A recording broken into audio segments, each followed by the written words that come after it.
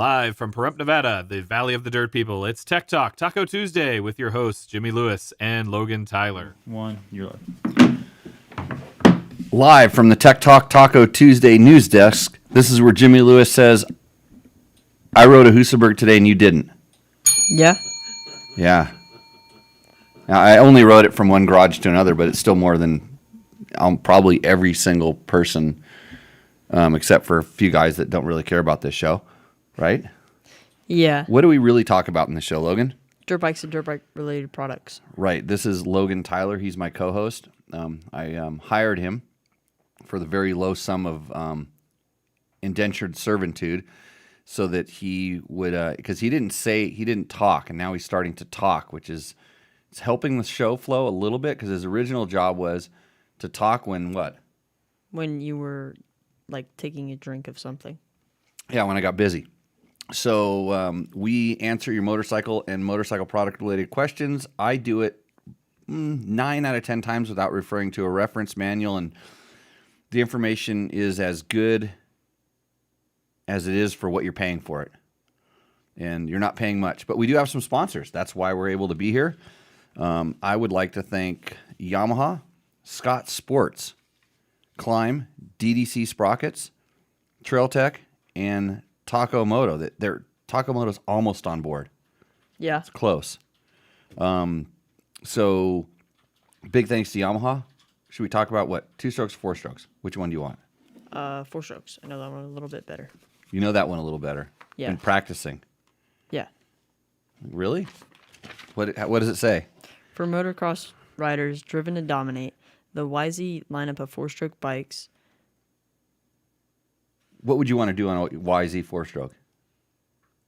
The only YZ 4-stroke I have is a motocross version, so that's ride on motocross. Right, for motocross bikes. But what would you want to do on it? Because I know you stumbled. Like you were going, you had it good, and they're built for what? Keep doing the read. Built for, it starts with a V. Victory Circle. Right, that's good. Close. There's no circle, but built for victory. Oh. Visit YamahaMotorsports.com today to get Explore what's new for 2022. The YZ450F and YZ250F bring the performance and power with powerful 4-stroke engines, reduced unsprung weight, and new suspension settings. For the look of a full factory ride, both the YZ450F and YZ250F come in exclusive Monster Energy Yamaha Racing Edition graphic package. And you can take precision tunability to the next level with the Yamaha exclusive and industries only free power tuner app. Visit the YamahaMotorsports.com today. Find your Yamaha YZ and enter Victory Zone. Okay, with that, we're going to jump right into a question. Mm-hmm. Kevin Harris has a question. You want to read that one off for me? I want to ask Jimmy if he has any good Yamaha maps. I have Yamaha maps. I have good Yamaha maps. Mm-hmm. Keep going. I have all the Travis Preston maps, Junk. Yamaha maps, Junk. and Kiefer maps. Junk. Did Jimmy come up with any himself? Way better ones. You know this. I make good maps. Yeah. You made some good maps too, didn't you? I didn't build any. You just used what? Preston maps? Your maps. My maps. Yeah. They're pretty good, right? Mm-hmm. No, hey, so rolling right into the Yamaha questions, since they're a good sponsor. The Power Tuner app is probably the best thing about those bikes. I mean, it's like getting like 50 cams and 20 pipes and then ultimate jetting tool, because you never have to get your fingers dirty or gassy. And so Kevin goes, does Jimmy have any maps? And I would turn around and ask him if he were here. And he's a cop, so I got to be kind of careful. It's small town, not very many cops. I got to be careful. I don't want to get in trouble around here. I want to know what he wants. Like, what do you want? And like, what did you like or not like about the Travis Preston maps? And I've ridden all of those, most of them, so I would be able to listen to what he said. And then what did you or not like about the Kiefer maps? And and I think does he have an FX or does he have a R? Is he on a YZ Is he on a YZ or is he on an FX? He's on a YZ. I don't think he's on It's FX. on a YZ because I remember he had. I think he does a lot of moto. He just does moto these days. He's just moto because he probably thinks I hate him because I let him ride one of our test bikes once, and because he had an FX and I had a WR, and I put the competition kit on it, so we were able to kind of tune it a little bit. And he was riding our WR, and he rode right into a tree that had a nice punji stick that went right through the radiator. Kevin, yeah. Yeah. So Kevin had an FX. Yeah, he's now YZ now. he's now on a moto guy. YZ. Yeah. So I would ask him like, what is he looking for? I mean, what was wrong with the stock map, or and just to find out, because I have maps. I have a lot of different maps. And then usually when somebody asks me for maps, I send them one.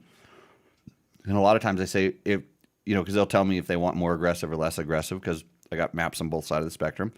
And then from there I say, hey, try this and tell me what you think. And it's real easy to kind of to tune that. And I'm not going to fine tune it. I can just roughly tune it because it's not that hard to do. So you shouldn't be afraid. You shouldn't always be using everybody else's maps. It's like that's the cool thing about that tool is it's personalized. I know everybody just wants to plug something in, just plug it in. But tell me, kind of give me an idea, like, because right now you just said maps, and like maybe the map that I like is super mellow and way not aggressive, and it makes your bike feel like slow. And maybe that's not what he wants. So like, yeah, I've got maps. Right. So that's the answer to the question. But the way to think about it, if you're tuning on a Yamaha, or actually anytime you're able to tune with fuel injection and tune with ignition, if you're able to tune those two different things, the way you want to think about it, we've explained this kind of on some articles on dirt bike tests, and I do this all the time. When you add fuel or subtract fuel, in other words, make it richer or leaner, it's not like the carbureted days. It doesn't have the same feel. So when you take fuel away, it will make the tire spin up easier. It's like taking traction away is the feeling you get. And then if you add fuel, you'll give yourself more traction. And it's kind of a weird thing. Like if you're just going like very small steps, you're not going to feel it. But if you do a drastic step in either direction, and most of the tuners will not allow you to screw the bike up. You can go as lean as you want with their tuner app, and it's not going to your bike's shouldn't blow up, but you will feel it all of a sudden feel like it wants to lose traction, like spin up quicker. Same thing, you add fuel, it'll get rich enough to where it gives you more and more traction. You know what we need to do? We need to get foam Little here. divider. Right, yeah. Those, I can hear it with the keys. Yeah. Well, I'm just making sure the show is Keeps good. going, yeah. Yeah. Well, Apparently, there's an audio syncing issue with your camera. I'm wondering if it has something to do with the fact that when I went to adjust it, it was trying to update. I wonder if that has something to do with it. Could be. That's okay. This is a podcast. If you're really interested in syncing my George, if you're really interested in looking at my lips. But back to the tuning.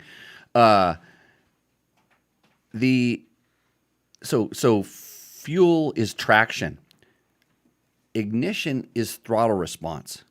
And so when you plus ignition, which generally means advance the ignition, you're going to get snappier or more throttle response. When you minus or retard the ignition, can we say retard anymore? You can in this connotation, yeah. Okay, just checking. So when you what if we call it challenge your ignition? You can do that too. Or if you anyway, so it's your show. You can do whatever you want. if you I won't go there because I get in trouble. I think you're starting to get some dangerous territory here. Right. Okay. So if you retard dirt bikes and the motorcycle ignition, right? That's all it is. It's just dirt bike stuff.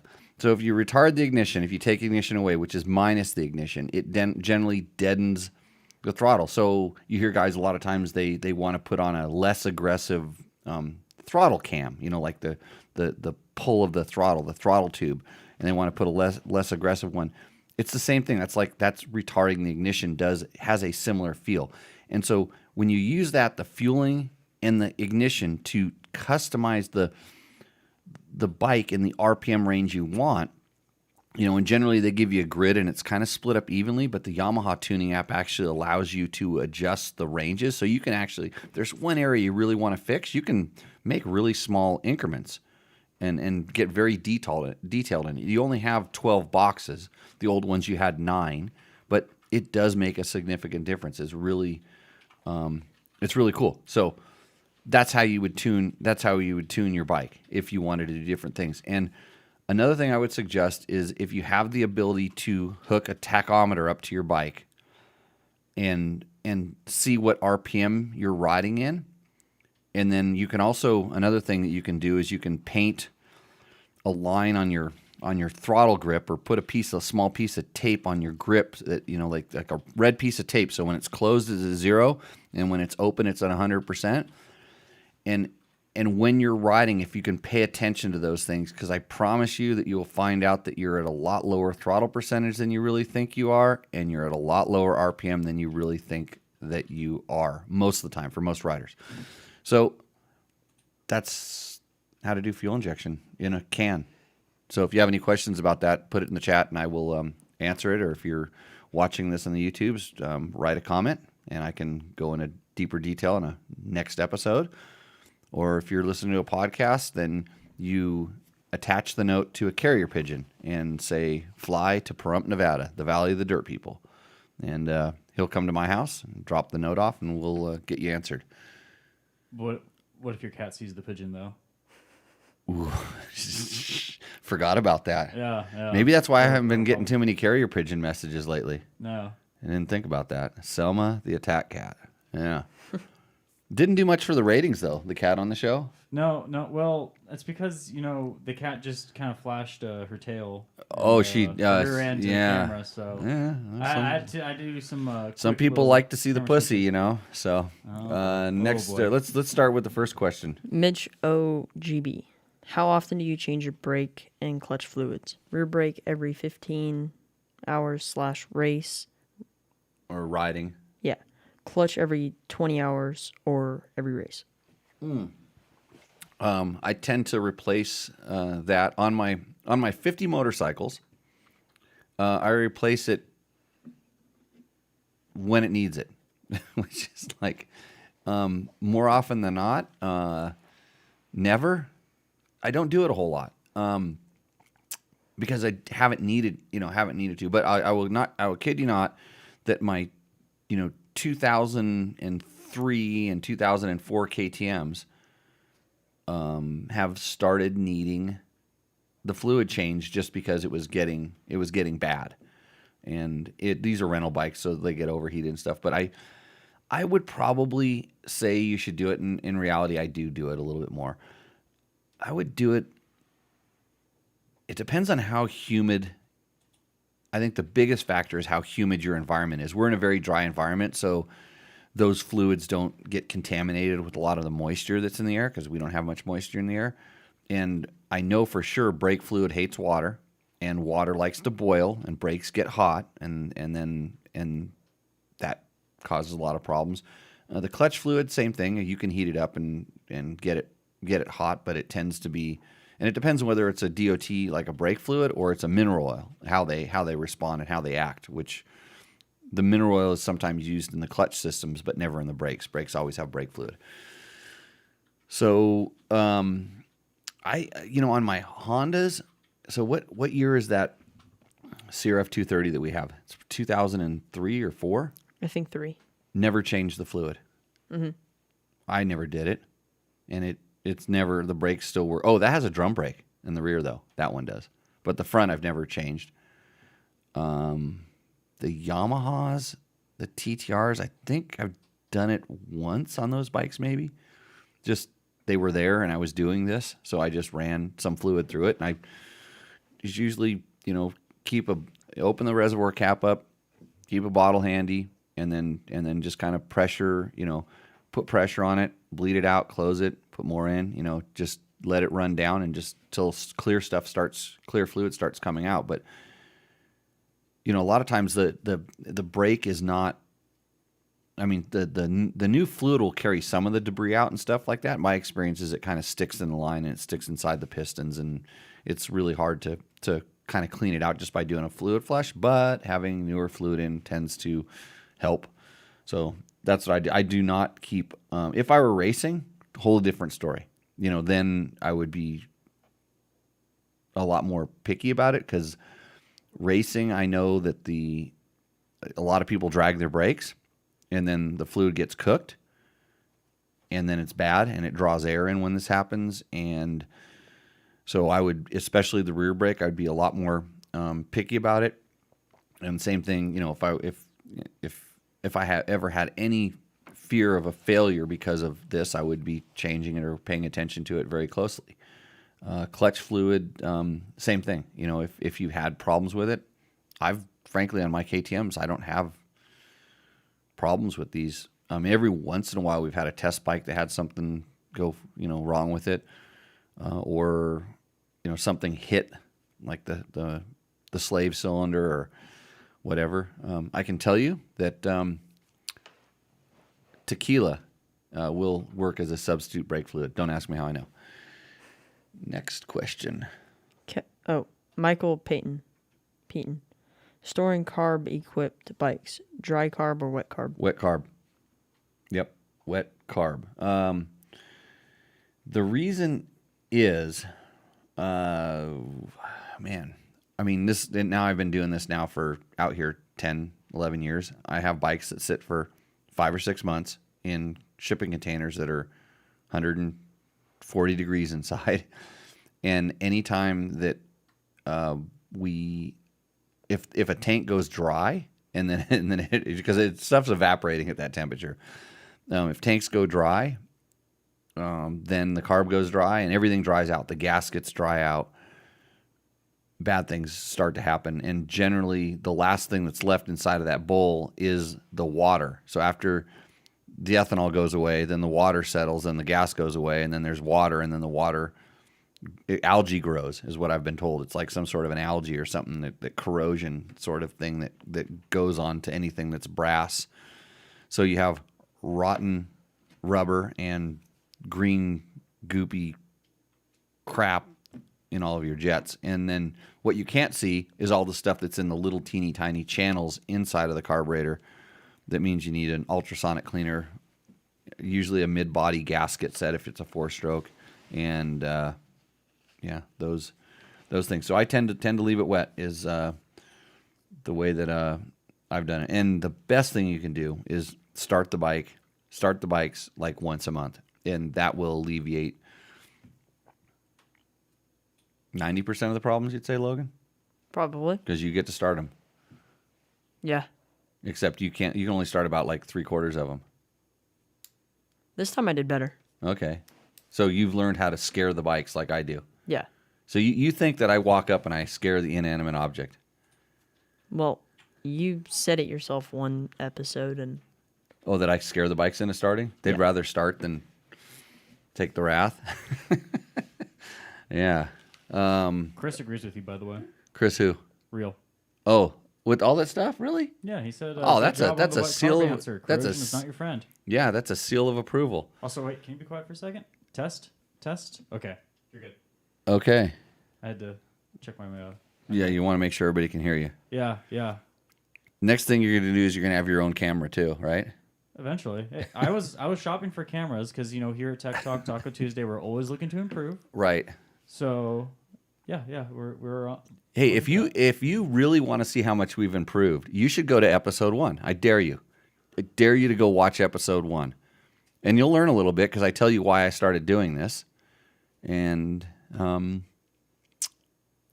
probably say just as much. So I guess we're almost the same. Next question. San Felipe Bob. Pull-ups. San Felipe Bob. Is this another carb program? No.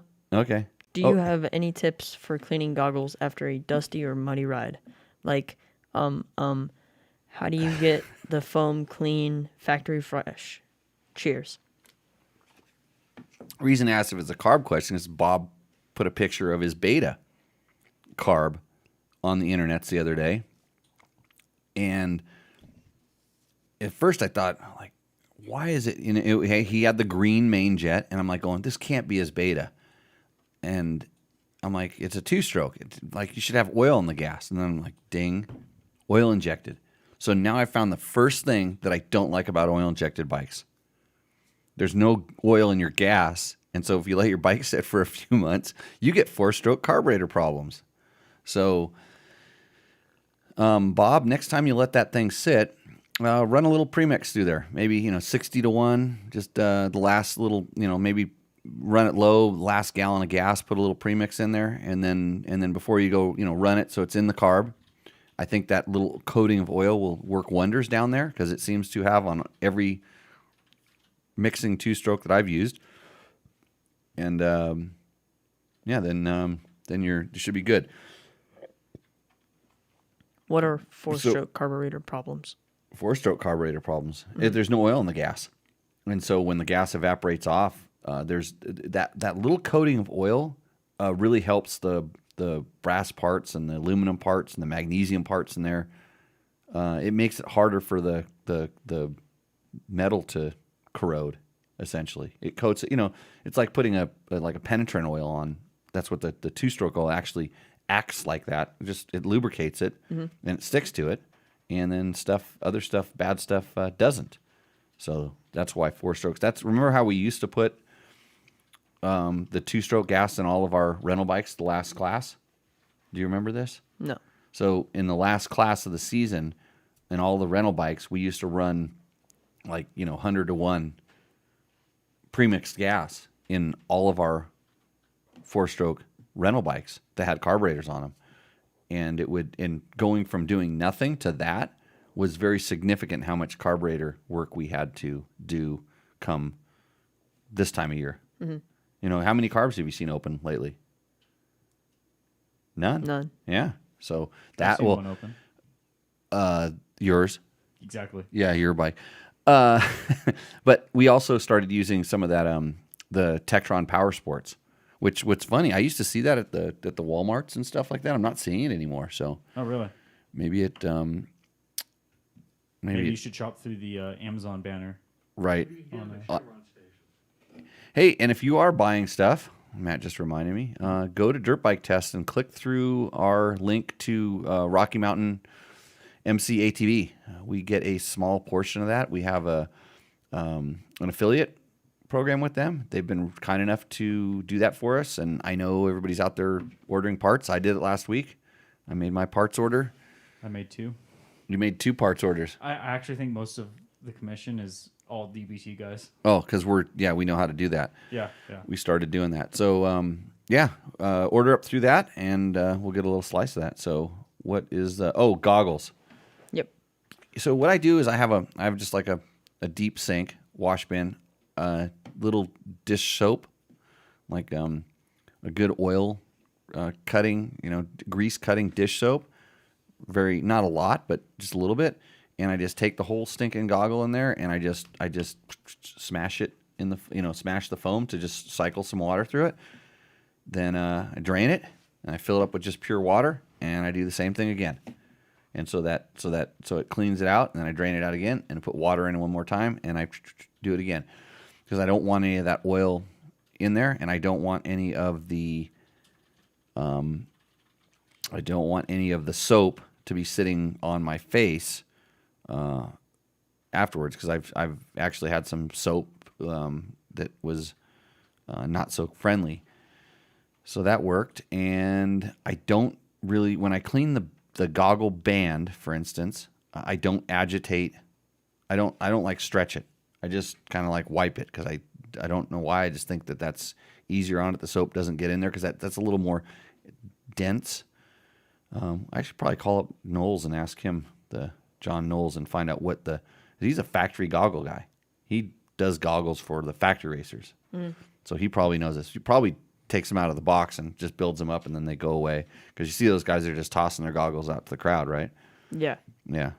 So but he might know some secrets. And then I'll run water backwards through the foam, so from the inside of the lens out through the foam that's around the frame of the goggle to push all that stuff out.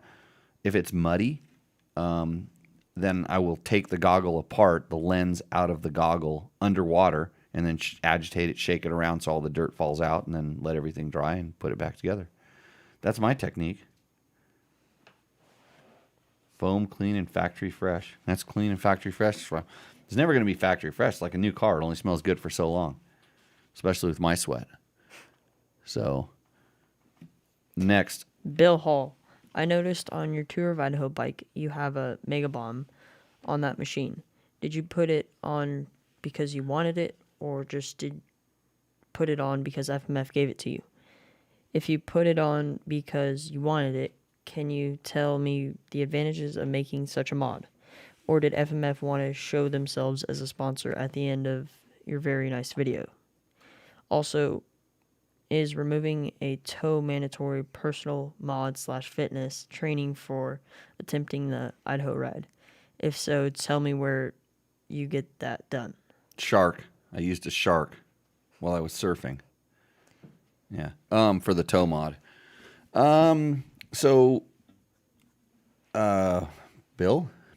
I emailed Bill back, and the FMF Mega Bomb, I've been a big fan of it. I actually helped with some of the early development on it. I remember when they were talking about doing this. It was funny because we were actually out trying some crazy stuff with a 2-stroke pipe to see if it worked.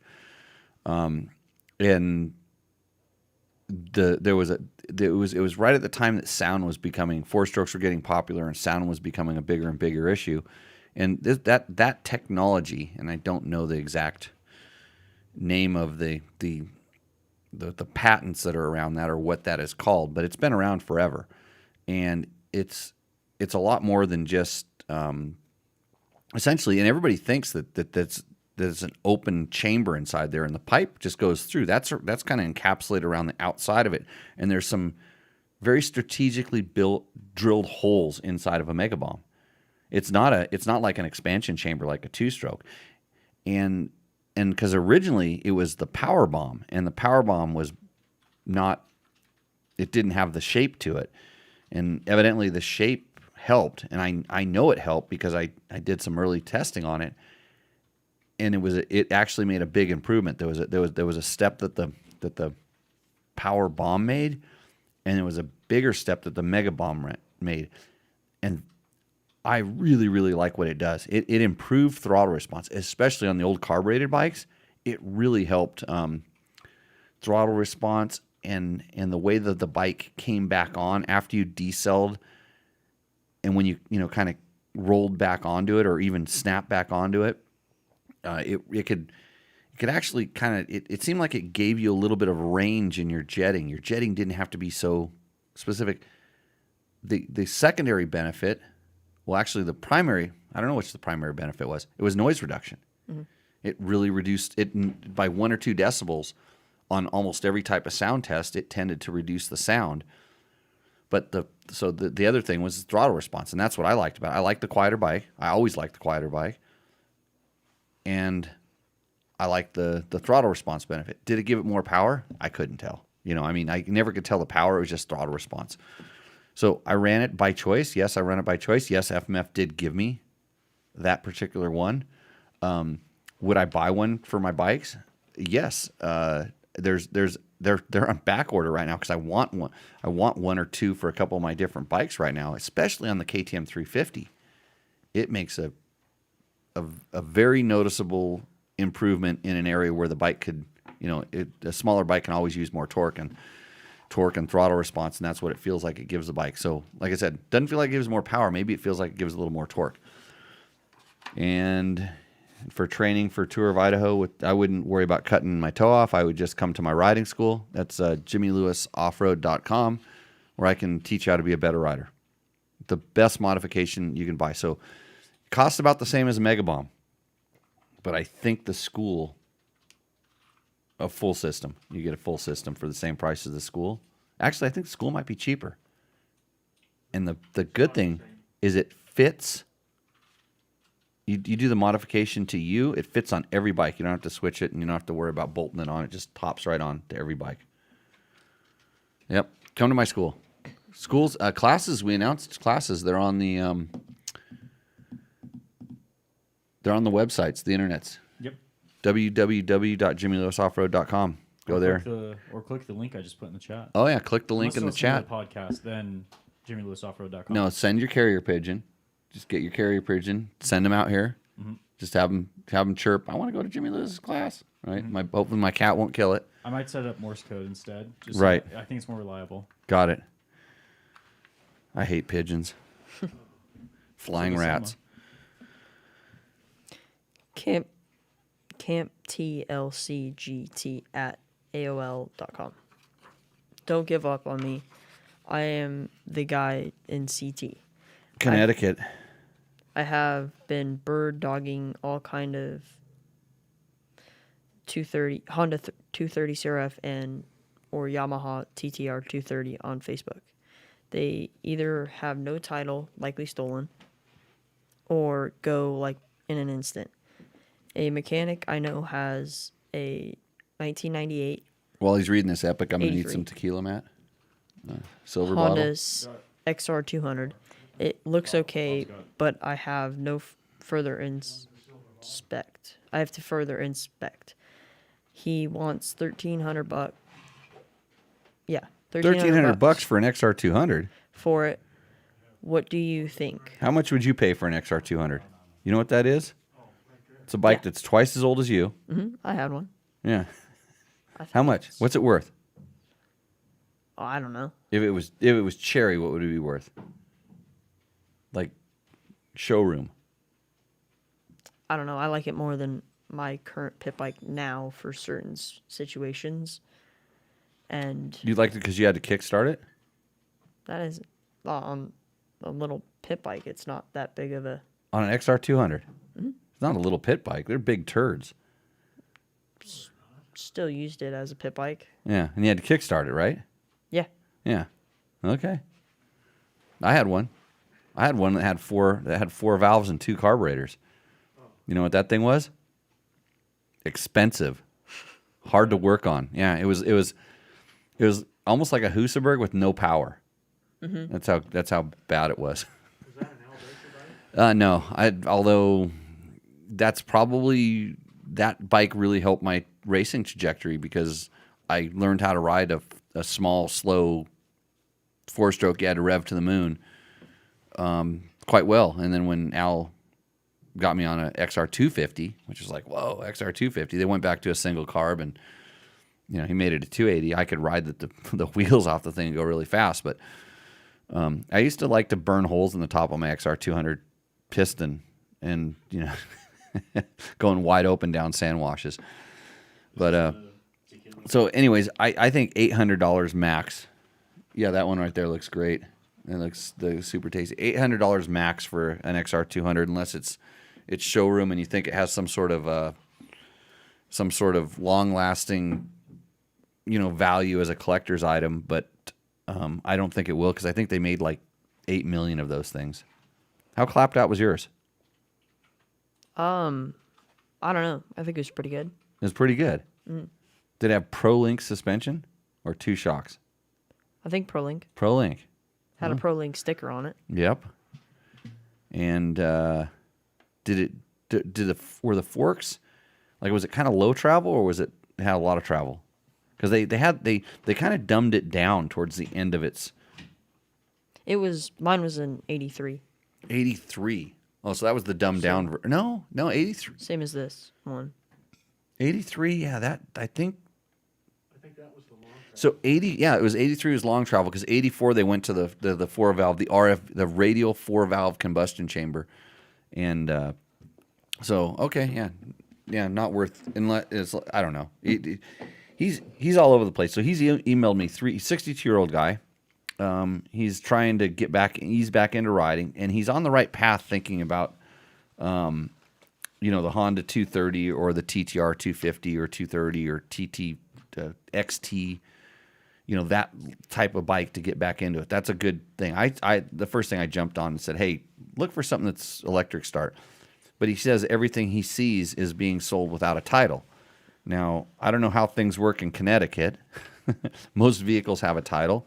But maybe there's some states where dirt bikes don't carry titles, and there's different things like this, but he's very suspicious that they're stolen, and he should be, because those kind of bikes, those are the kind of bikes that people just like leave on the side of their house. It's just kind of a toy that they leave inside of their house, and then someone goes and nabs it, and then all of a sudden it's on Facebook Marketplace, and it could come from 2 states away. People go on these stealing sprees. So I would say just do your research. That's a really good thing. But then I said, well, why are you so focused on these bikes, because he was kind of worried that maybe a new KTM, which he mentions in this thing, a new KTM is it over his skill level? And it's like, it has a lot of room to grow. What's the video? I should have sent him a link to the video on Jimmy Lewis Off-Road YouTube channel. Oh, I can put it in the chat right now. You can put it in the chat. Yeah. I'm sure he's probably not on the chat, but maybe he is. But we talk about all the different kinds of bikes. We explain all the different types and everything. It was a really good video, I thought. Well, thank you, Matt. I really appreciate that. Well, I was filming it, so. Oh, I knew there was a reason. You just happened to tell me where to stand and when to press the button and right editing and stuff. But I held the camera. Right, well, and I guess I divulged some really good information. It's actually really, for us, it's really basic stuff, but it's good info. But you can get a newer bike. You can go to a dealer and buy one of those. I don't know what where his pocketbook's at and stuff, and for used versus new, and the price of used stuff is so high now. Even some of the new stuff is really not that much more expensive, and if the used stuff is carrying that much of a price, you got to look at the other way around. You got to go, hey, if I buy this, it's entry level bike, and I pay $6,000 for it instead of $4,000 for the used one, it's going to cost you $2,000 when you sell it, right? So you get that bike for $2,000 because you're going to sell it, but then you're going to buy something better, and that you'll know, A, do I like motorcycles? Am I into this? Do I want to spend more money on it? And then B, you'll have a better idea of okay, this bike fits my skill level, and maybe you'll meet other people that you go ride with, and then you'll get to ride with them and maybe ride some of their bikes. And there's a lot of advantages to getting into it. But that's that. Go look at a Yamaha XT 230 TTR 2. I think they still make the TTR 250. I don't know. Who? Yamaha. I think so. They have 2 strokes. Mm-hmm. You know anything about them? Yeah. Experience pure performance and exhilarating power with the full lineup of Yamaha YZ 2-stroke bikes. Visit YamahaMotorsports.com today to explore what's new for 2022. The re-revised YZ 125 makes for the perfect step-up machine, featuring all-new engine, revised 6-speed transmission, new brakes, and new suspension settings. Improved rider ergonomics with new aggressive styling, and more. The YZ250 also delivers improved rider ergonomics, new front and rear brakes, updated suspension settings, and aggressive styling. For a truly race-inspired look, check out the YZ250 and YZ125 Monster Energy Yamaha Racing Editions. And for the next generation of riders, the YZ65, YZ85, and YZ85 LW deliver big bike specs in a smaller package. Visit YamahaMotorsports.com. Find your Yamaha YZ and enter Victory Zone today. Victory Zone. That's what you're trying to figure out earlier. Victory Zone. Yeah.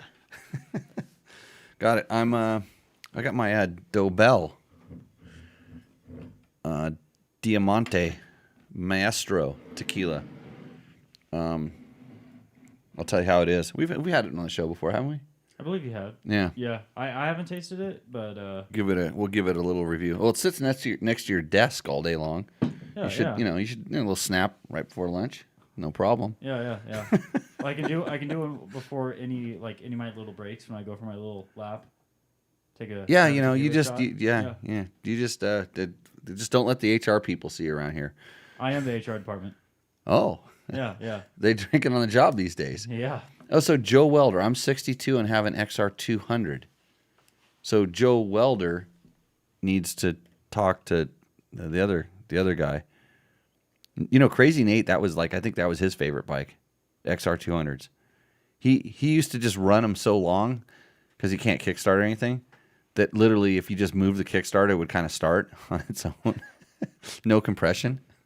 Yeah, maybe a YZ125 for the guy. He sent another. We have the long questions on the at the end of the show. We might get to this at the very end. Yeah. What does Gene Fowler Jr. want? Okay, I need help. 2020 500 EXCF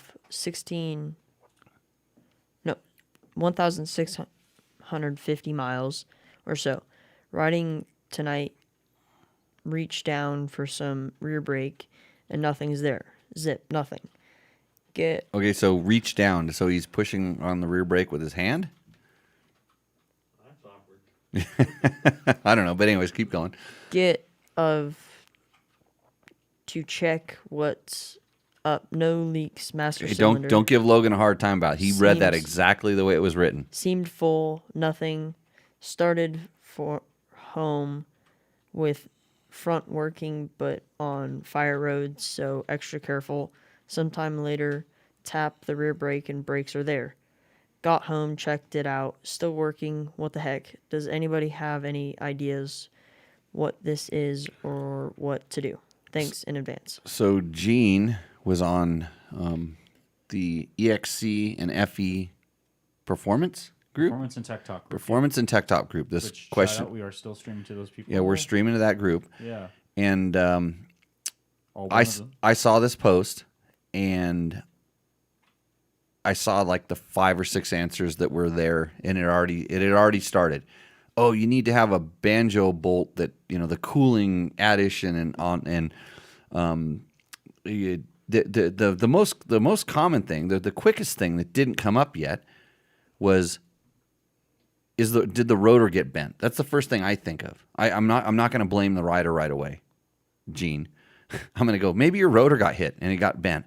And so what happens when your rotor is bent is every time it goes by the pads, it pushes, it tries to spread them open, and it pushes open. So you almost have to, depending on how fast you're going, you often have to pump the pedal a few times to get it pushed back. And sometimes, depending on how loose the pins are, how much it allows it to slide, how much you can get away with. There's a lot of different things there that come into play. So I went bent rotor, and nobody said that yet, but then finally somebody said bent rotor. And the other thing, it was like you're dragging your brake. So, okay, maybe you're just, and you think about it, especially if you're sitting down, when you sit down, and most of the dirt bikes have their brake pedal adjusted, they come stock kind of with the brake pedal adjusted level with the foot peg. If you sit down and your foot is touching it and you don't know it, a lot of people are wearing heavy motocross boots for the first time and they're not really experienced. They sit down and they're actually dragging the brake the whole time they're riding. And the way to tell this is if your brake rotor is brown or, God forbid, blue, darker, look at your front brake rotor, and if your rear brake rotor is a different color, that's probably what you're doing. You're probably dragging the brake and it boiled the fluid. The other thing I've seen is, and this generally requires, and he didn't say that he went and adjusted anything, but I often see that people will go and adjust their brake adjustment point so that it doesn't allow the piston to return all the way back down past what we'll call the refill hole inside of the master cylinder. So you're always working, and the brake will work just fine until it heats up. Because what happens is when you release the brake pedal, it never opens up into a free-flowing system. Because you have the oil, it's all captured between the piston and all the way back to the rear brake caliper, which has a piston in it also. So the piston that's pushing it, and it still works. It'll still compress the pads. You push on the pedal, it compresses the pads. But when you release the pedal, it takes the pressure back off of it. But the pressure can't bleed into the open the system where the reservoir is, essentially. So as that heats up, it expands, and there's no place for the pressure to go, so it starts squeezing the brake pads onto the rotor, which generates more heat. And so the reason I didn't think it was this is because generally it will lock the brake up before it boils the fluid. Like, it happens so quickly the brake actually locks up. You're riding and you're like, why is my brake on? And then literally, because I had it happen before, and because I misadjusted the brake pedal, or I've been with other people that have done the same thing. So the solution, if your brake ever just like locks up for no reason, and it's completely locked up, just let back the adjustment out, and you'll find that all of a sudden it'll start working again. If you can't compress the caliper, like at any time, if you have no pressure on the brake pedal, you should be able to take the caliper and compress it up against the pads. And so it slides on the pins, compresses the piston, and then you'll have to pump the brake pedal or the lever, because we do this, we call it back bleeding. This is a trick that I use all the time when people overheat their brakes or their brakes feel spongy. Because on most systems, when you do this, it compresses all the air out of the system and runs the air back up the line into the reservoir, and then you pump fresh fluid back down into it. So this is what I wanted. I wanted to talk about kind of brake systems tonight. This is one of the things I kind of mentioned that this is some really good information. Hence why we used the photo for our Facebook announcement earlier. Yeah, with brake pads on it. So, knowing this, so I kind of went away from, okay, it was misadjusted because a couple people said that. And I was thinking, you're just dragging the brake. And the reason it came back was because it cooled down. And so you might want to look into a couple things. The easiest would be, well, let's just say your setup is normal. It's not, you don't have your brake pedal too high, because we often see people say, oh, this is a problem, so they adjust their brake pedal down lower. And then when they actually need to use their brakes, they go reach for it and they can't find it. Because generally when you go to use your brakes, you're standing up and, well, you should be standing up and getting back on the motorcycle. And then you can't reach the brake pedal because you adjusted it down for when you're sitting down. So remember, and really the rear brake is kind of for control, not for slowing down anyways. So you don't have to have that much feel, and kind of, it's not that critical, but you need to know where it's at. So kind of, the adjustment could be played with. But just kind of learn where you're putting your foot and pay attention to what you're doing with that. Then you can make some adjustments, figure out how you would, tune where that pedal is and for what reason. And remember, you can adjust on a KTM like this. You can adjust the pedal position, and you can also adjust the activation up into the master cylinder. So if you adjust one, generally you have to adjust the other. And I've seen a lot of people adjust just one. And they adjust the, they want it to, be a little tighter, and they adjust it a little bit tighter, and it never opens back up, and like it goes back to that original problem, which I don't think it was. So, yeah, there's bent disc rotor, there's dragging the brake, there's improper adjustment, and then other than that, and so if you did this, and if your rear brake rotor is a different color, then going back to our first question tonight, or one of the first ones, like Mitch, change your fluid, flush your fluid out, because if you ever get it that hot, it's done its job. It's better to have some new stuff in there. Good answer, Logan? Yeah. Did you learn anything? Nothing new, but I'm sure many people did. Okay, so if I wanted you to go out and bleed the brakes on one of my bikes right now, you got it? Yeah. Okay, good. What'd you learn in school today? Body paragraphs. Body paragraphs. Mm. Yeah, what's that? Paragraph. English. Okay. Oh, paragraph. Just a paragraph. So you didn't know what a paragraph was before? I did. Oh, okay. Since like 3rd grade. And then, but you learned better? More? More. Okay. Hey, Jimmy, do you know paragraphs? Do you know body paragraphs? A little bit. A little bit? A little bit. Okay.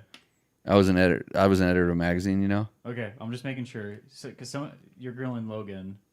Someone's got to make sure that you know it too. So what is a body paragraph? Well, I'm sure Logan knows. Do you? I actually do somewhere, but it's just a paragraph, right? Yeah. Or is it a special kind of paragraph? It's a paragraph within an essay, mostly. It's just a normal paragraph. Other than the first and last one. Oh, it's a body. Okay. Now, but it's context to it, right? Yep. So there's introduction paragraph. Mm-hmm. It's all the boring shit in the middle. Yes. And not the conclusion. Yep. Right. Essentially just kind of putting an extra name to something we right, already know, right? Mm-hmm. A body paragraph. It's kind of like this middle part of the show that just sucks. You're like, get to the good stuff. Yeah. Okay, and what's next?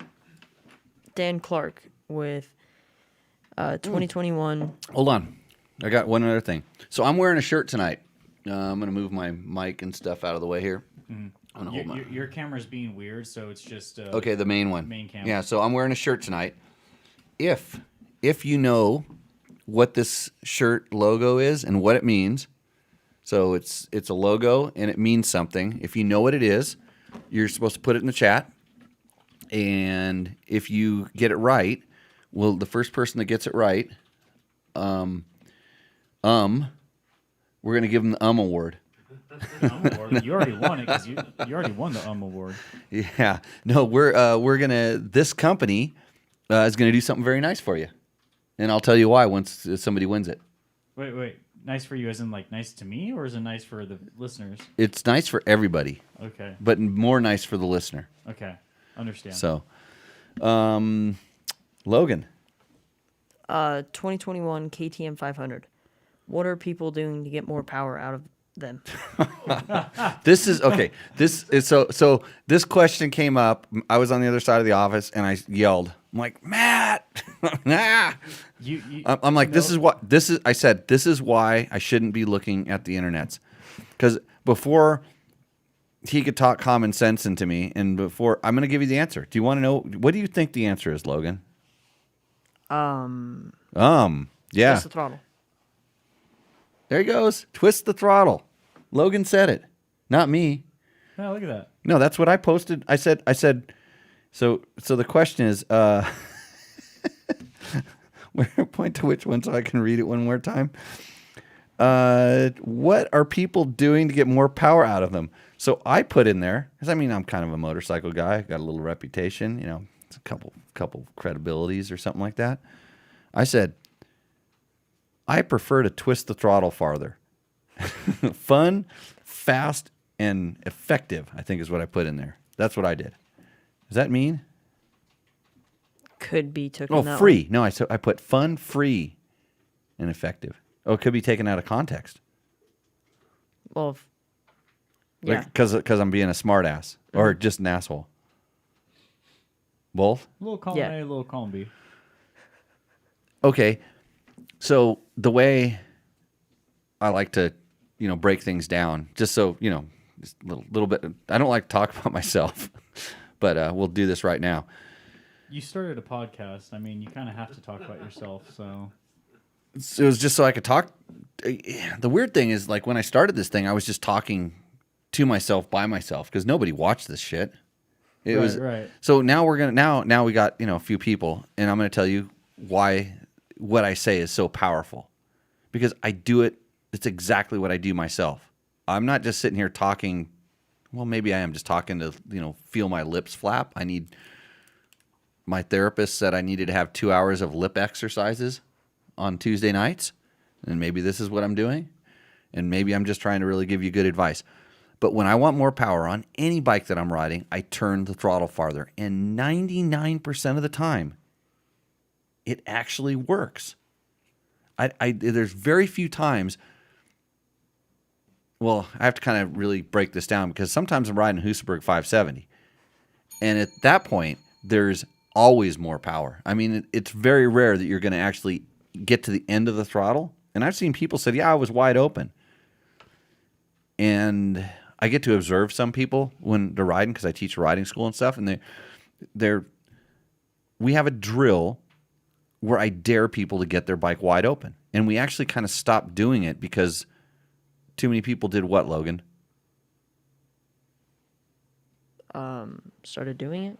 Well, no, what happened in that drill where we told them to turn the throttle till it went to the end of the throttle cable? Remember one day we had two people do it, like almost synchronized. I think you were there. They looped out. I was not there. You weren't at the two. We had two guys loop out KTM 525s. Subframes, mufflers, rear fenders. Yeah.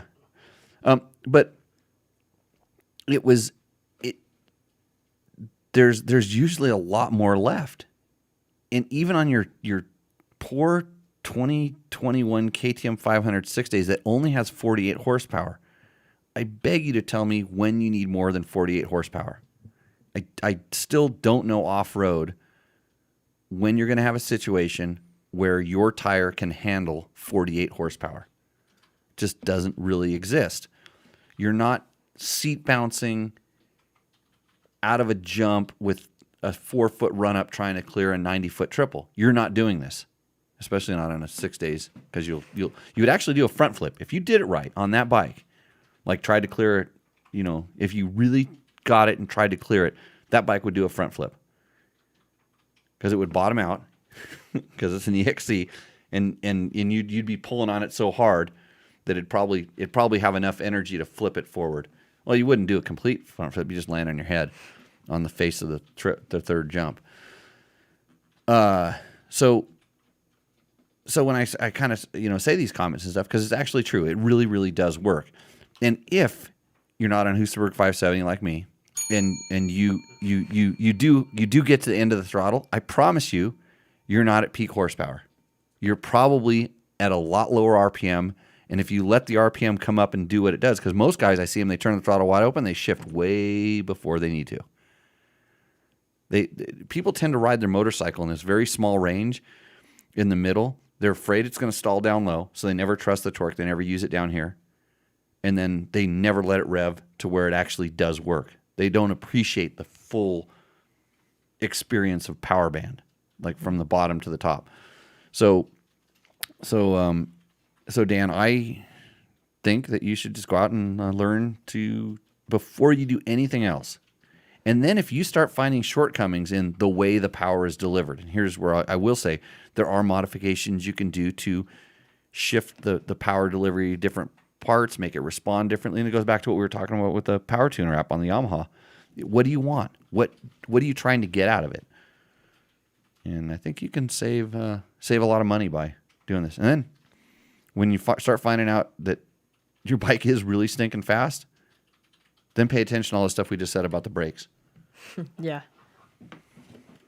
2020 KTM 300 EXC. Does he want more power? XCW video. Yo, Joe. What happened to the drunk guy with the smiley face stickers? Now that's a good question. As soon as I saw it, that was actually the first one I put on the document. That's a good question. So the smiley face guy, that's George. He's in the chat room right now. Is he drunk? I guess we'll let him answer that. He did say something about martinis earlier. He said martinis? He's something about him. He's getting ready to go on the Rebel Rally like me, so he's probably getting tuned up. Yo Joe. Maybe Yo Joe wants to hang out with him. Maybe Yo Joe wants a sticker. Yeah. You never know. You didn't ask. Those are highly sought after stickers, I hear. Yeah. And nothing for that. you get close to George and they tend to get stuck on you, your bike, your truck, like sought after. Yeah. It's like I spend more time peeling those things off than anything else. Like my sticker's hard to get. Well, no, you're they're sought after because you're trying to find them to get rid of them. Oh. There you go. Got it. Yeah. Glad that video. Why did he comment that on that video? Is that? I don't think that sticker's in that video. That bike. I don't think so. That bike ended up having. No, I gave that bike back. I raced George's bike, but I think I got a. I think I bought a 2019 KTM 300. I think I finally got one. Yep. Next. 2021 KTM 390 long-term video. Raise KZ. Hi, one question regarding ABS and traction control. Is it possible to disable fuse without removing ABS sensor? Yes. But it was harder for me. It was easier to remove the 1.8mm bolt and just zip tie that thing out of the way as opposed to going into the fuse box and pulling fuses. And I didn't know what sometimes pulling the fuses confuses the computer a little bit more, but I know the sensors they have to be designed so that they can, break and you can still ride. I don't know what it does with the fuse. It's kind of I guess it would be kind of the same thing. It should still be able to work if the fuse blows, but yeah. So that's what I ended up doing, but I don't think that it would cause a problem. I just did it in my truck last week because I was so pissed at the traction control of my truck. I'm going to clip one of the wheel sensors. I'm going to put a disable switch and a wheel sensor on that damn truck so I can when I take my foot, it's kind of like I talk about with the throttle. When I take my foot and I push it all the way to the floor, I'm doing it for a reason. I either want the wheels to spin like hell or I need all that power. It's not a mistake. Yeah. And I'm getting pissed that they're building vehicles. And if you guys don't watch out, you're going to get motorcycles. It's coming. Now that you don't have a throttle cable, you have a wire. It's coming that you're going to get your KTM 500. You're going to go ahead and turn it wide open, and it's not going to give it to you because it's going to go, you're an idiot. So you be careful what you ask for with all your ECU mods and all this stuff, because once they go to that next level, and I know this because of the larger KTM adventure bikes that have fly-by-wire stuff now, the hardest thing to do is regain control of that butterfly valve through the ECU. They're doing everything they can to prevent that from happening, the manufacturers, because emissions. It's a long road, and you're in a very slippery slope. So careful. Quit trying to cheat the system. Just turn the throttle farther and enjoy it while it lasts. 2022 YZ250 review video. Martin Sandstrom. Will you test the new WR250F? I hope so. I don't think it's that new. I'd have to ask Trevor because Trevor's the Yamaha guy. I don't know. I'm sure we'll test it if it's a new one. I think did the WR catch up with the YZ this year? Because so the way that we had a question about this. Somebody asked why the FX or the WR or whatever wasn't the newest version. Mm-hmm. And so it depends on the manufacturer. Like Yamaha, they introduced the YZ. The next year, I think the FX gets it, and the following year the YZ or the WR gets the same upgrades. They kind of trail by, I think the WR is 2 years, and I'd have to really go and pay attention or ask somebody to know. But I think that's what it is. Honda, they're doing the CR and the RX on the same year. And then KTM typically does the SX and the XC on the same year. But what they do is they release a factory edition of the SX early. And by the way, keep your eyes peeled for the if you want to see the new KTM, there will be a 22 and a half factory edition, and we should know a lot about this in December. But that's when you're going to see the new KTM engine and chassis, because they'll be racing it on the KTMs and probably the Huskies, I suspect, in Supercross. Yeah, don't the Rockstar editions normally come out at the same time? Within a few weeks. It's like they generally try to release them on kind of different times so they don't take up all the bandwidth of the media. I mean, it's like basically it's really hard to cut and paste all that information and put it on your website right these days. So, and have you heard anything about a Gas factory edition? I've not heard about this. Okay. I don't think that's on their plan right now. I think they're just trying to crank out motorcycles, and there's so many different motorcycles coming out of that factory that it's tough. Next question. 2022 all-wheel drive adventure bike video. First two words of the Hold on, question let's is do the not name. possible, so Let's the do the name. name. Templario del Apocalypsis. How'd I do? Try that again. better than I could. Templario del Apocalypsis.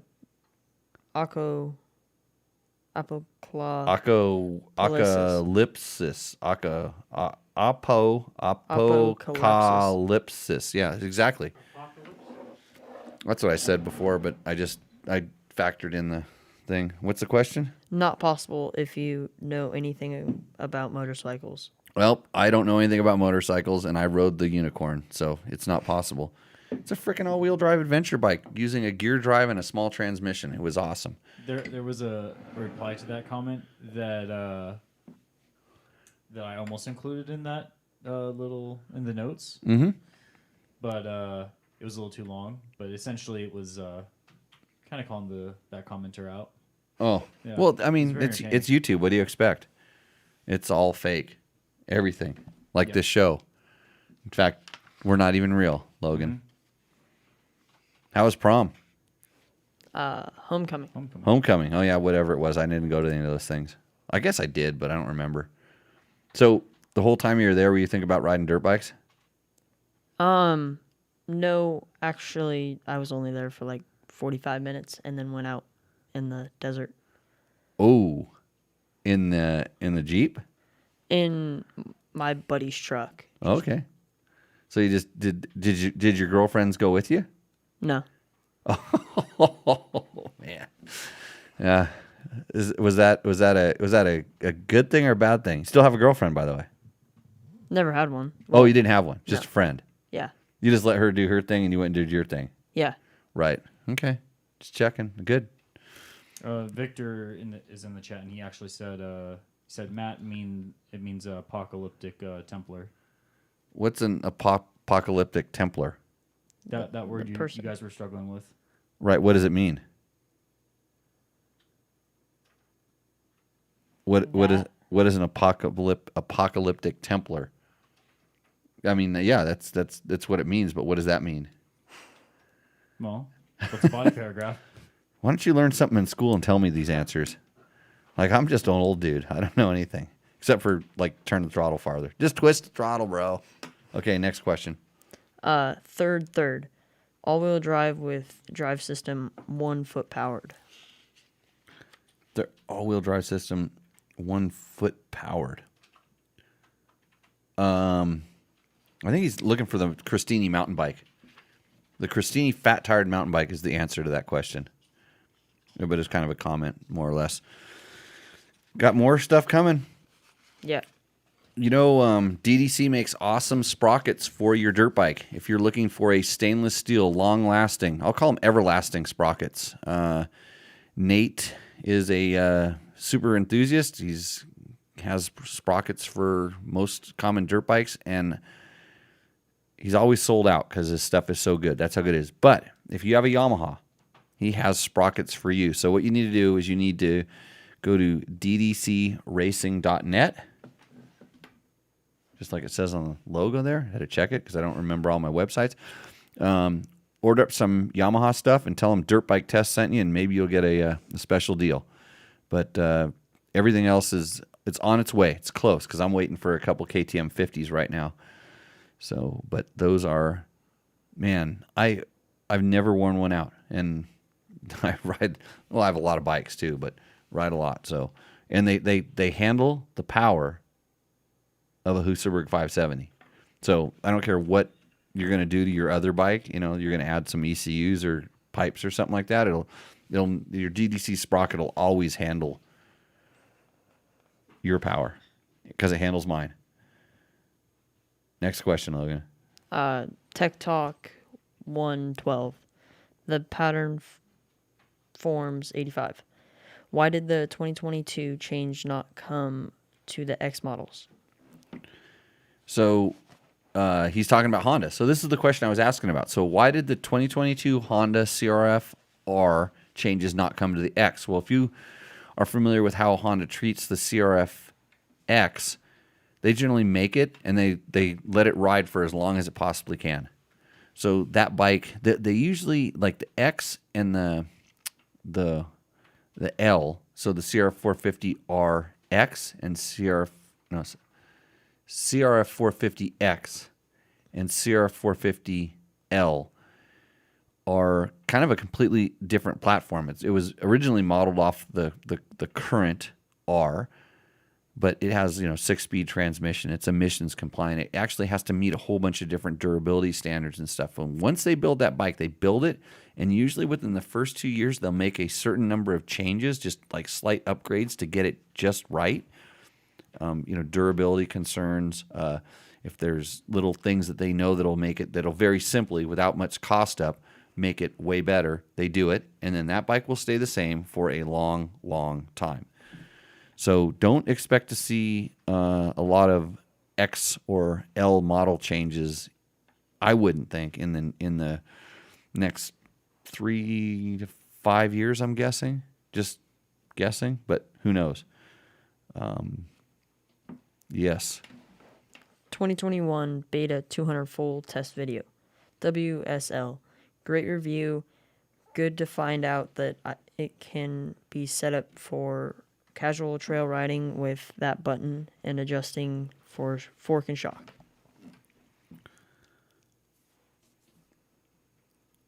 Yes, it is, and that was. I think I said this, didn't I?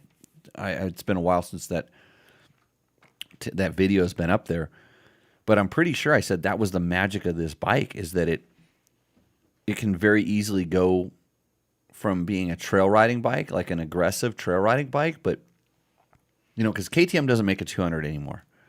And KTM was always kind of the standard of the benchmark. By the way, I have one for sale, 2014 KTM 200 XCW, I believe it is. No, it's 2015. I want to sell it. So I want to say it's better than the beta, but it's not. Actually, when I got the beta, I went and rode mine back to back. I went back and forth a couple times. And I'm not selling the KTM because the beta is better. I'm selling the KTM because I'm fat and I need a 300.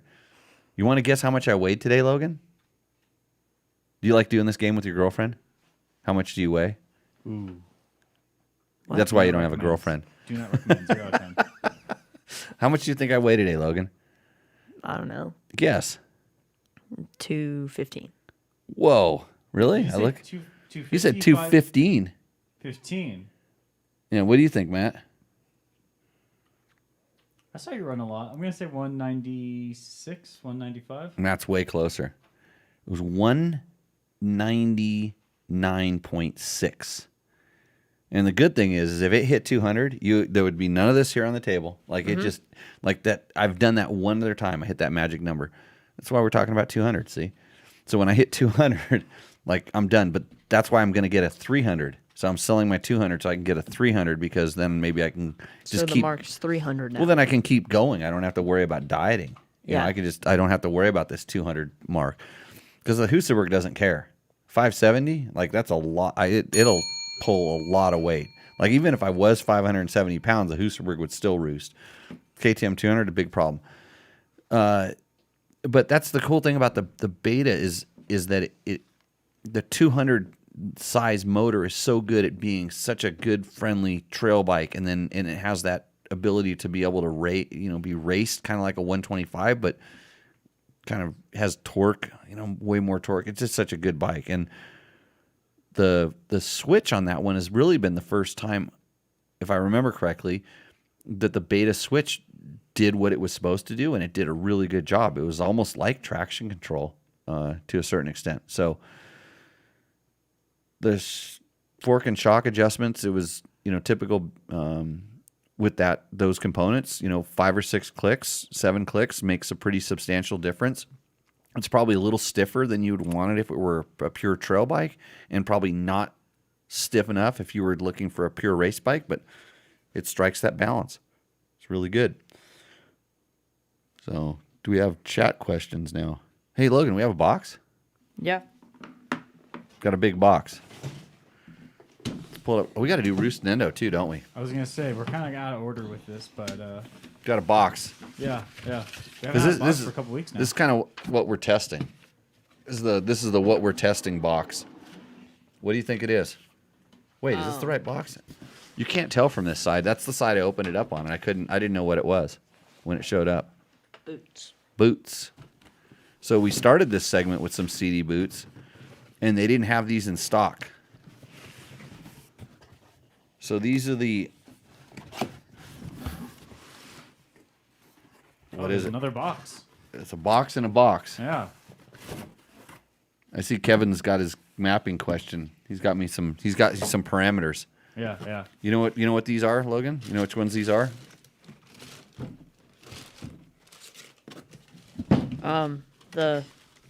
Jimmy, I hate to Say give it. you a compliment, but those are pretty good looking boots.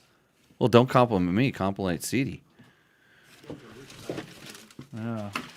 What kind of boots do you wear, Bob? Tech 7. I'm a big fan of the Tech 7 as well. Say the name of the boot, Logan.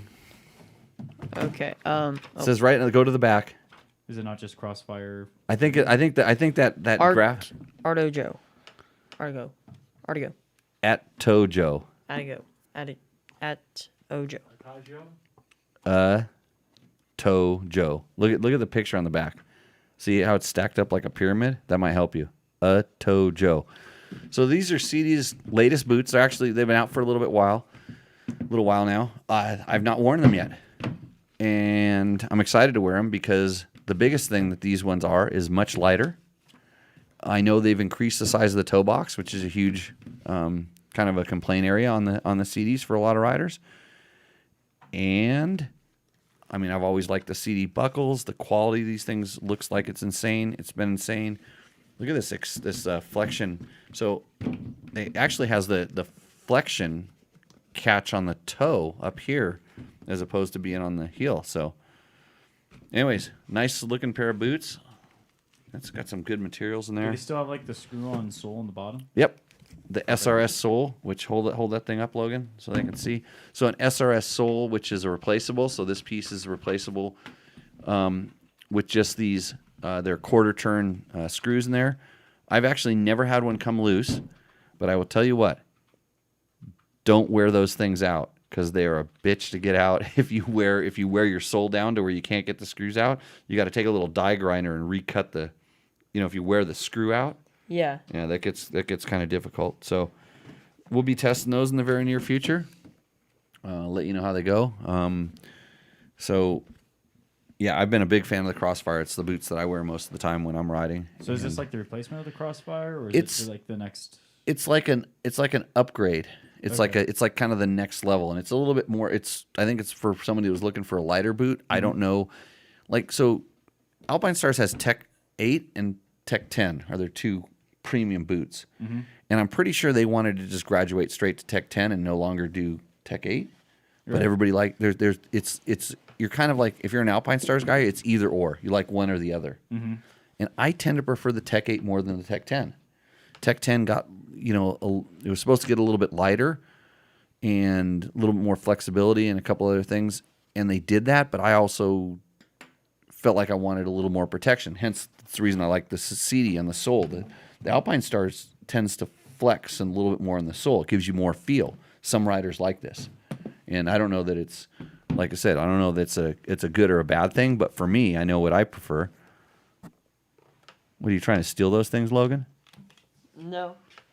They're not going on your feet. Those are I think mine. he's trying to clear the way so we can get to the board. Oh, Yeah. So when we do go and Yeah. Oh, I don't get- trip over everything. get Rooster Endo. Yeah. Yeah. We don't want Logan to endo. So it may be the same sort of thing where there's going to be Crossfire and there's going to be a Tojo, and they're kind of like two different things. They're trying to expand their market. Maybe they're trying to go after some of the people that like. And it's kind of designed as more of a motocross boot, where the Crossfire seems like it's got a reputation as being a little more of an off-road boot. But I don't see this. And with the same sole, with that heavy, stiff sole of the SRS, that is kind of like the trademark CD thing, and that's what makes it a lot different than the way the Alpine Stars feel. And I don't have a ton of experience with Garnets, which would be one of the other high-end brands. And then, you have Fox and a couple other companies that are really working on getting into You like that Fox boot too, right? Of course, I'm going back a few years. I thought it was one of the most comfortable boots I've ever worn. Maybe a little bit too flexible and it was a little large. It was kind of big, but I wanted to do a really intensive boot comparison, and we were going to do that in one of our printed or digital magazines when we were doing those, but we didn't work out. So I just have all the information. It's just kind of floating around here, kind of like the last tequila I had. It's right there. Yeah. Okay, where are we at now? Endo time. Rooster Endo. Yeah. Okay. Big question. Big question. Who said only one bike per person? One bike per person. Me, but that rule's been broken multiple times. Okay. Also, so for Rooster Endo, everyone, we need more bikes for Rooster Endo. Oh, Yeah. running out.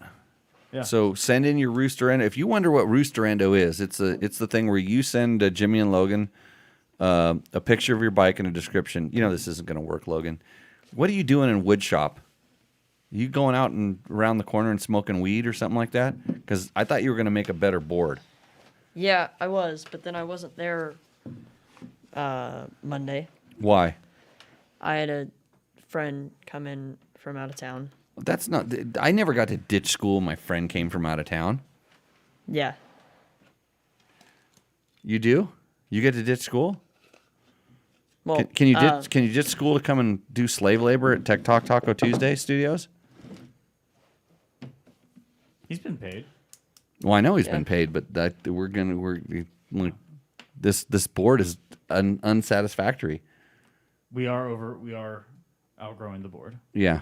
Okay. Let's run with it. What do we got? Dan Welsh, Okay. Give me the picture. 2013 KTM 690R. Oh, do you guys just want to torture me with these KTM 690s? I hate this bike. Why do you think that one's He's got a been kinda comment safe? for you. Oh, It's been safe okay. For a while. I don't even have to. I just look at it and I go, I know you're trying to aren't these transitional bikes? I guess. I don't know. Right. I've never really ridden The one. whole last episode that all you should have promoted that thing with is the fact that we were talking about transgender motorcycles. Well, you know what, Specifically the KTM 690. Okay, keep going, Logan. Sorry to interrupt. Okay.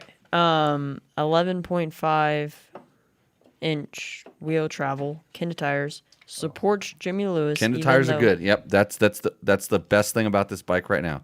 Sorry for Supports the chat. Jimmy I was Lewis. slacking on getting the picture up. There we go. Oh, yeah, everybody wants to know what the picture looks like. Yeah, there we go. Well, we have to describe it. It's a KTM 690. It's Bro, like this. It's like this unicorn of a motorcycle. It's the best motorcycle in the world to anybody that owns a KTM 690 because the 690 does everything about half as good as it should. In a single motorcycle. That's why I have a 500 and an 1190 or 1090. Supports Jimmy Lewis even though he doesn't understand 690s. 4.5 gallons of fuel kind. How did you get 4.5 gallons? How much money did that cost you to figure out a way to strap 4.5 gallons of fuel onto this monster? I think the bags are Full of gas fuel? bags. Well, it's a bomb. Like, it has a gas tank under the seat. They couldn't even figure out where to put the gas tank in this motorcycle when they designed it. It does have a really nice motor. The motor is probably one of the best large displacement single cylinders that I've ever ridden.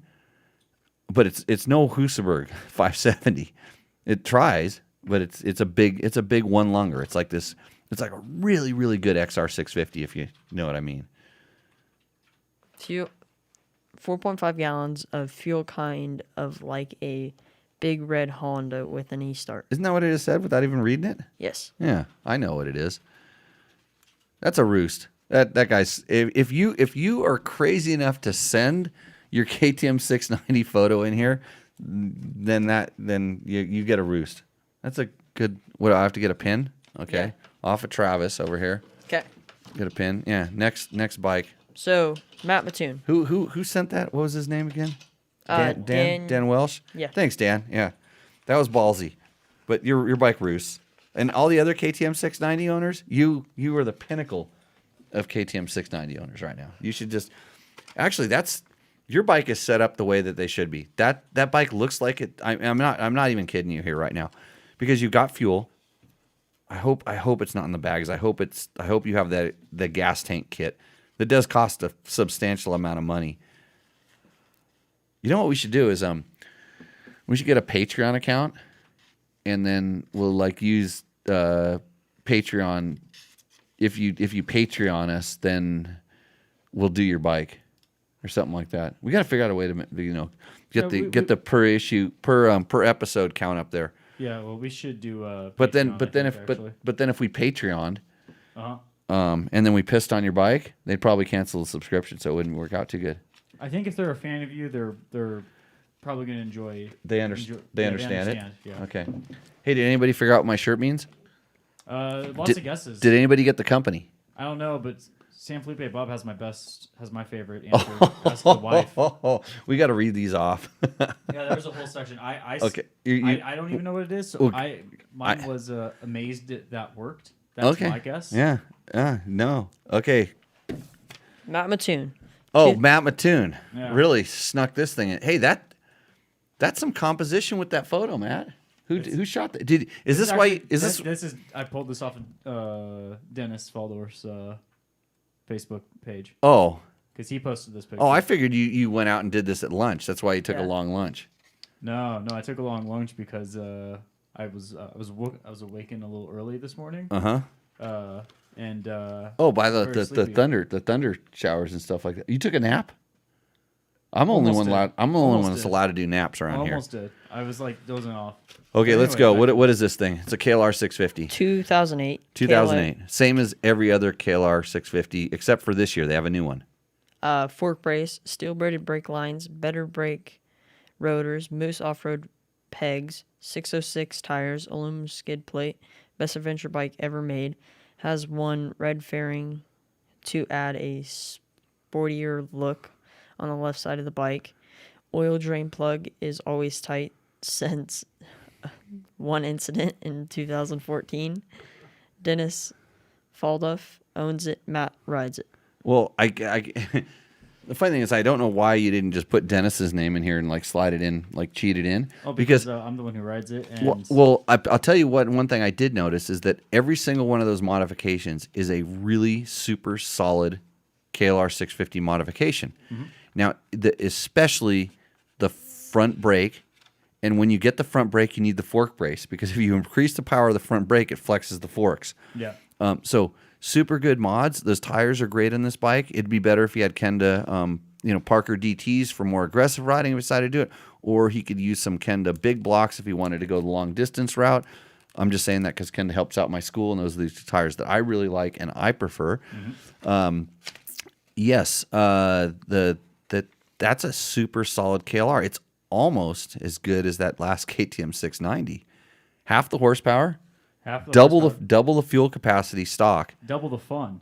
Well, I don't know about that. Neither of these bikes are very fun because you can't do what you really want to do on them. I don't know. I can get wherever I want on the KLR. Yeah, but like if I was on my KTM 1090 and we were going along adventure ride, I'd blow your doors off and have a lot more power. Or if we tried to go single track riding and I was on my KTM 500, Yeah. you'd be a hurting unit. So Yeah, but the KLR never stops. It never dies.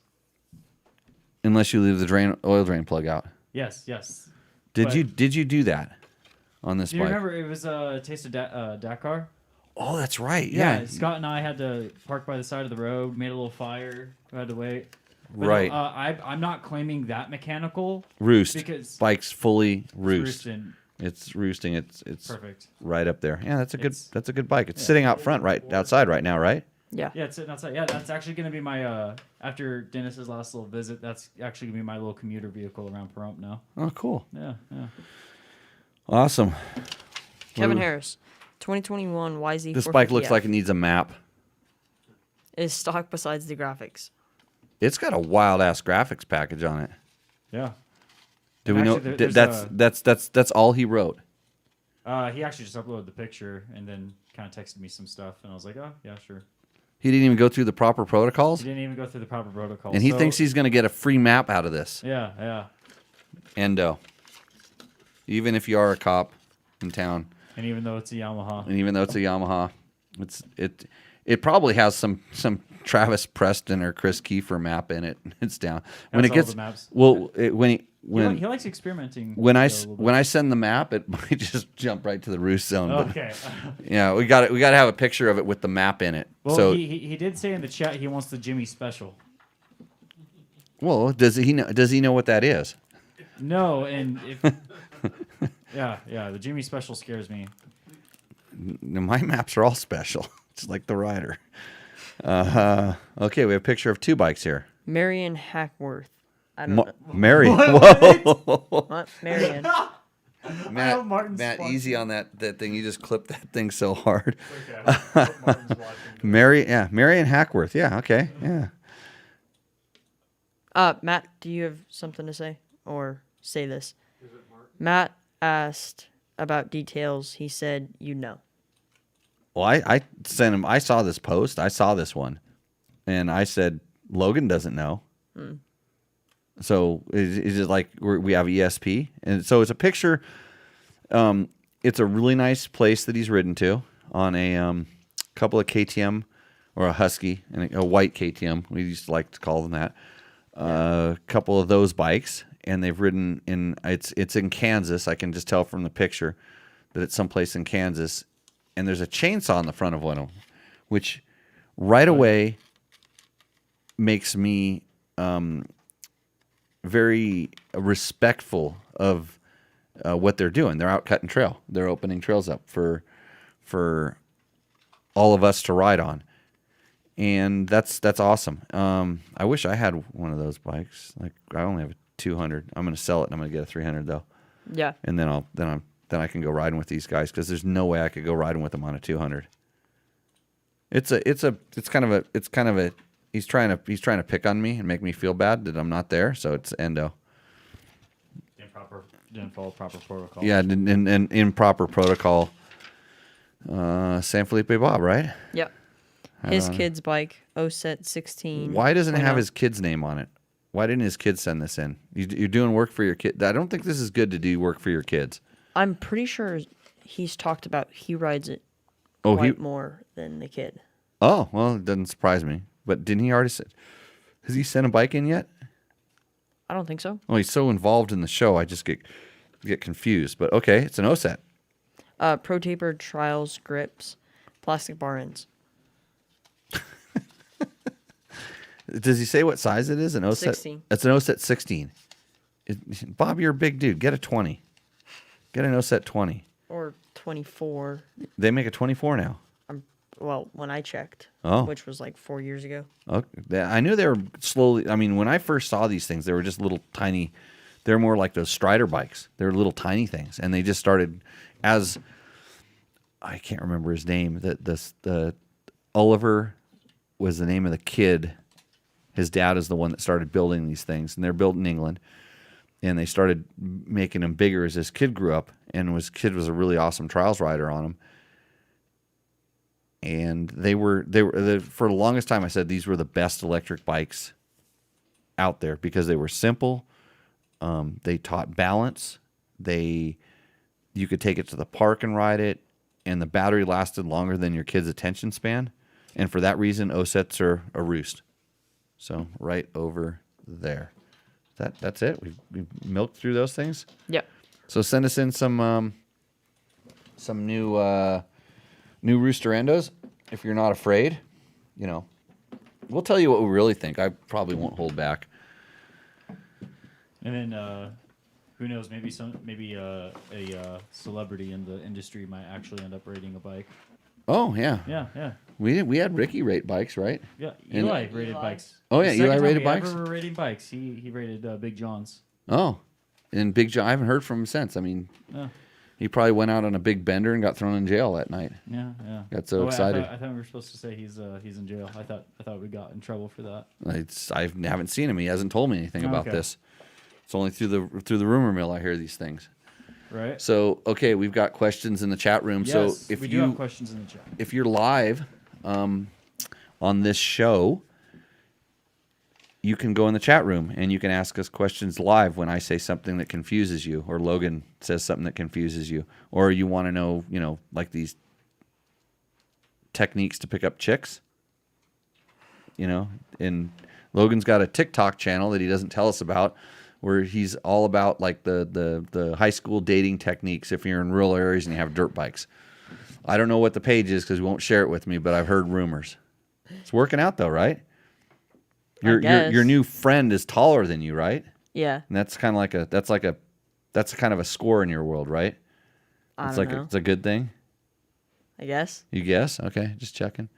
But you're just friends, right? Mm-hmm. Just friends. I'm throwing the air quotes up for anybody that's not watching. Yeah. So Bob's pretty happy you made the roost. Yeah, he is. He wants Logan to rate it too. Rate his bike. No, you got to go to Logan's TikTok channel. Get the answers over there. Yeah.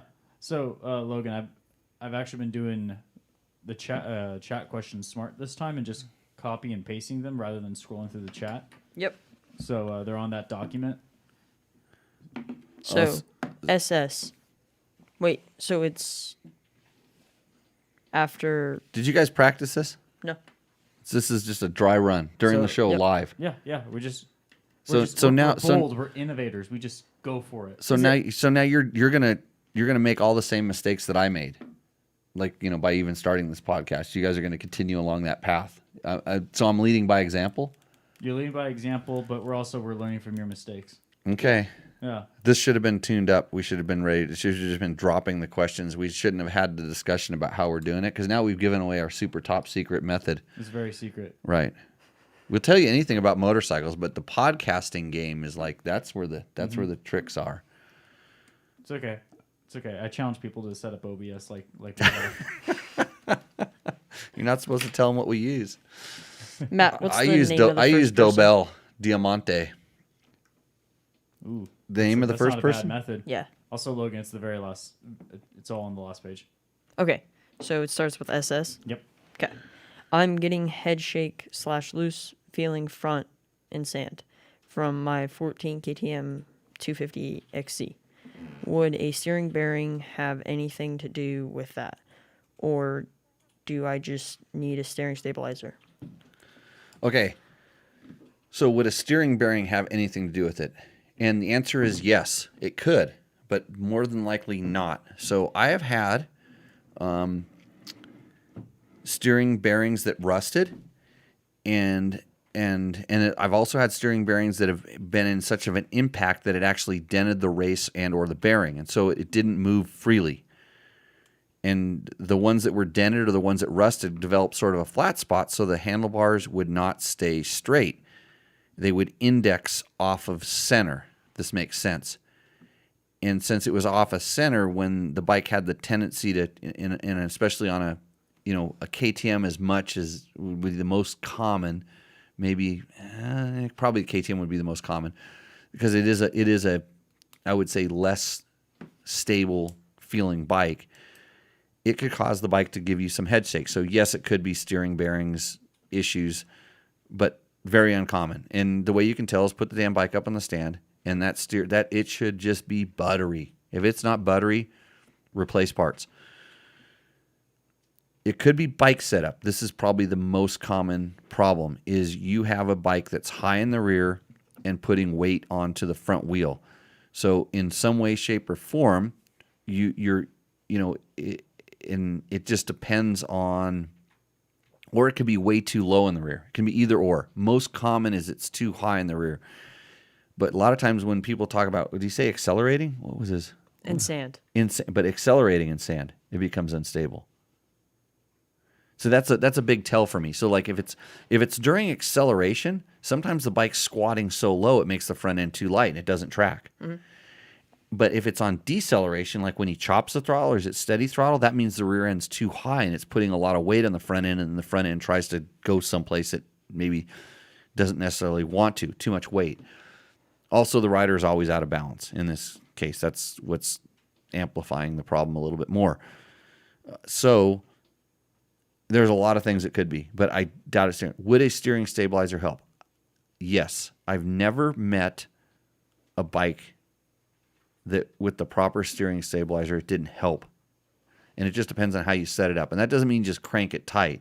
It means have it set up properly. And I could do a whole show on how to set up a steering stabilizer and why to set it up certain ways depending on your riding style. So if I didn't just blow your mind with all those answers, then you're probably not listening to this show. John Jackson. I'll have a Dobel, Victor. Thank you. John Jackson, what is your opinion on scrambler style bikes? What are offered by Ducati, Triumph, BMW, etc.? Are they heavy dual sport bikes or light duty adventure bikes? They're bikes with generally horrible ergonomics that are designed to look good at the coffee shop and make riding in dirt more difficult than it should be. But they're trendy and people like them. And I don't have too much of an opinion on them. I mean, I think I think it's funny that you see guys racing them and doing different stuff with them, but it's not a light adventure bike. It's probably more of an adventure bike because they're heavy. They are heavy. They're low performance, heavy adventure bikes, kind of like a KLR 650, but it's not as comfortable. KLR 650 is comfortable. Yeah, so they don't offer the wind protection. They're made to be seen on. Like you buy it to be seen on or to be part of some sort of a culture. And your probably your primary objective, I'm guessing because I don't know, is to be seen on it more than actually go and use it for like whatever type of riding you want to. If your riding involves wanting to be seen on it and have that style and stuff, that's cool. I mean, I'm glad that people are part of the sport in that way. So that's what I think. So before we continue, I need to make a confession. I thought Kevin knew about the rules of Ristorendo. Right. So I just told him submit your bike for it, and he thought it was just a picture. Oh. So. So we need to have an official rules now. Okay. I guess we're gonna have to. You're gonna have to do a post on Dirt Bike Test. You have an account. You can post up there. So you do tomorrow. Part of your job description. Yep. Is to write a post on how do I get my bike in Ristorendo, and then you put the rules there. Very detailed. And then you send them a link, on how to do it, and that'll work awesome. And then thank you, Kevin, for pointing out Matt's shortcomings. Mm-hmm. It's always nice. It's always nice to be corrected around here. Mm-hmm. The whippings will continue. Okay, next question. Right. Nathaniel Cruz, DRZ 400s Desert Racing, thoughts? That's about as stupid as having a scrambler at a desert race. No, I don't know. DRZ 400 was such a good bike at the time because it was an electric start XR 400. And that was really the best thing about it because the XR 400, there was really nothing good about that motorcycle. But they water cooled and electric started an XR 400, made it yellow, and called it the DRZ. And at the time, these bikes, okay, so we talk about like these guys wanting to modify KTMs now. And I'm like, why do you want to do this? Well, a DRZ, I actually used to say the same thing. I'm like, why do you want to modify this thing? You're going to wreck it because stock, they were pretty good. But you could go down Modification Boulevard on a DRZ and spend 3 times the value of that bike, and it still wouldn't be as good as starting with a motocross bike and trying to bring it back. Mm-hmm. I don't think racing a DRZ, unless you're like a just starting out beginner novice and you're just trying to get your feet wet, and all the modifications of the world are never going to turn it into what it is, which is a very heavy, lower to medium performance, especially now compared to the current bikes. Whatever. It's a great trail bike. I mean, just comfortable. Don't go hill climbing on it. Trust me. It's the worst hill climbing bike ever. The seat and the gas tank are really high and a little bit far back. And I couldn't figure it out because there was hills that I could climb on every other bike, and I could not climb them on the DRZ 400. And I had stock ones and modified ones. And no matter what, and especially when we went to bigger tanks, they were just, ugh. But the seat rides a little bit high and it just doesn't hill climb very well. So don't do that. Kevin Harris, for mapping, I want something that comes on smooth, but gives you more mid to top end and longer revving. Okay, so when you're doing mapping, the one thing I didn't mention earlier when we were talking about this is you're not really going to increase the power. It's not going to increase or decrease the power. It's going to change how it delivered. And you can make it feel like it has more or less power, but it doesn't really so much change it that. So when he says he wants more, I'm hoping he's talking about throttle response and kind of excitement as opposed to more power. Because when you start going more power, then you want to do things like cams, pipes, running different fuels, all the stuff that will, increase the efficiency of that air pump that the motor is. So I can get you a map like does that. That's actually what I look for a lot of times in my maps. Is Yamaha tends to build a little bit of spunk into their standard maps. Especially on the 450s. And it's funny because, I jokingly said I don't like Travis Preston's maps.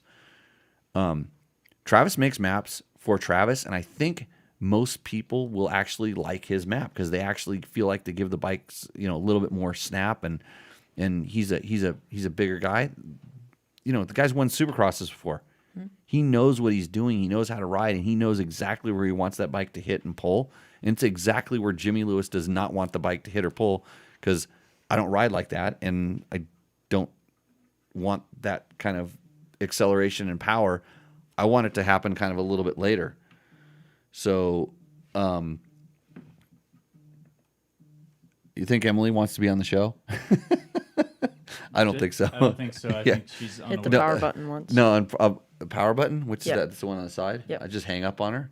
Nope, You just just once silence the call. silences it and then again hangs up on it. Okay, that's good. She should be watching the show. Yeah. Her husband's going to be on the show. Captain Larry's going to do the safety segment. I thought he was going to come on this week.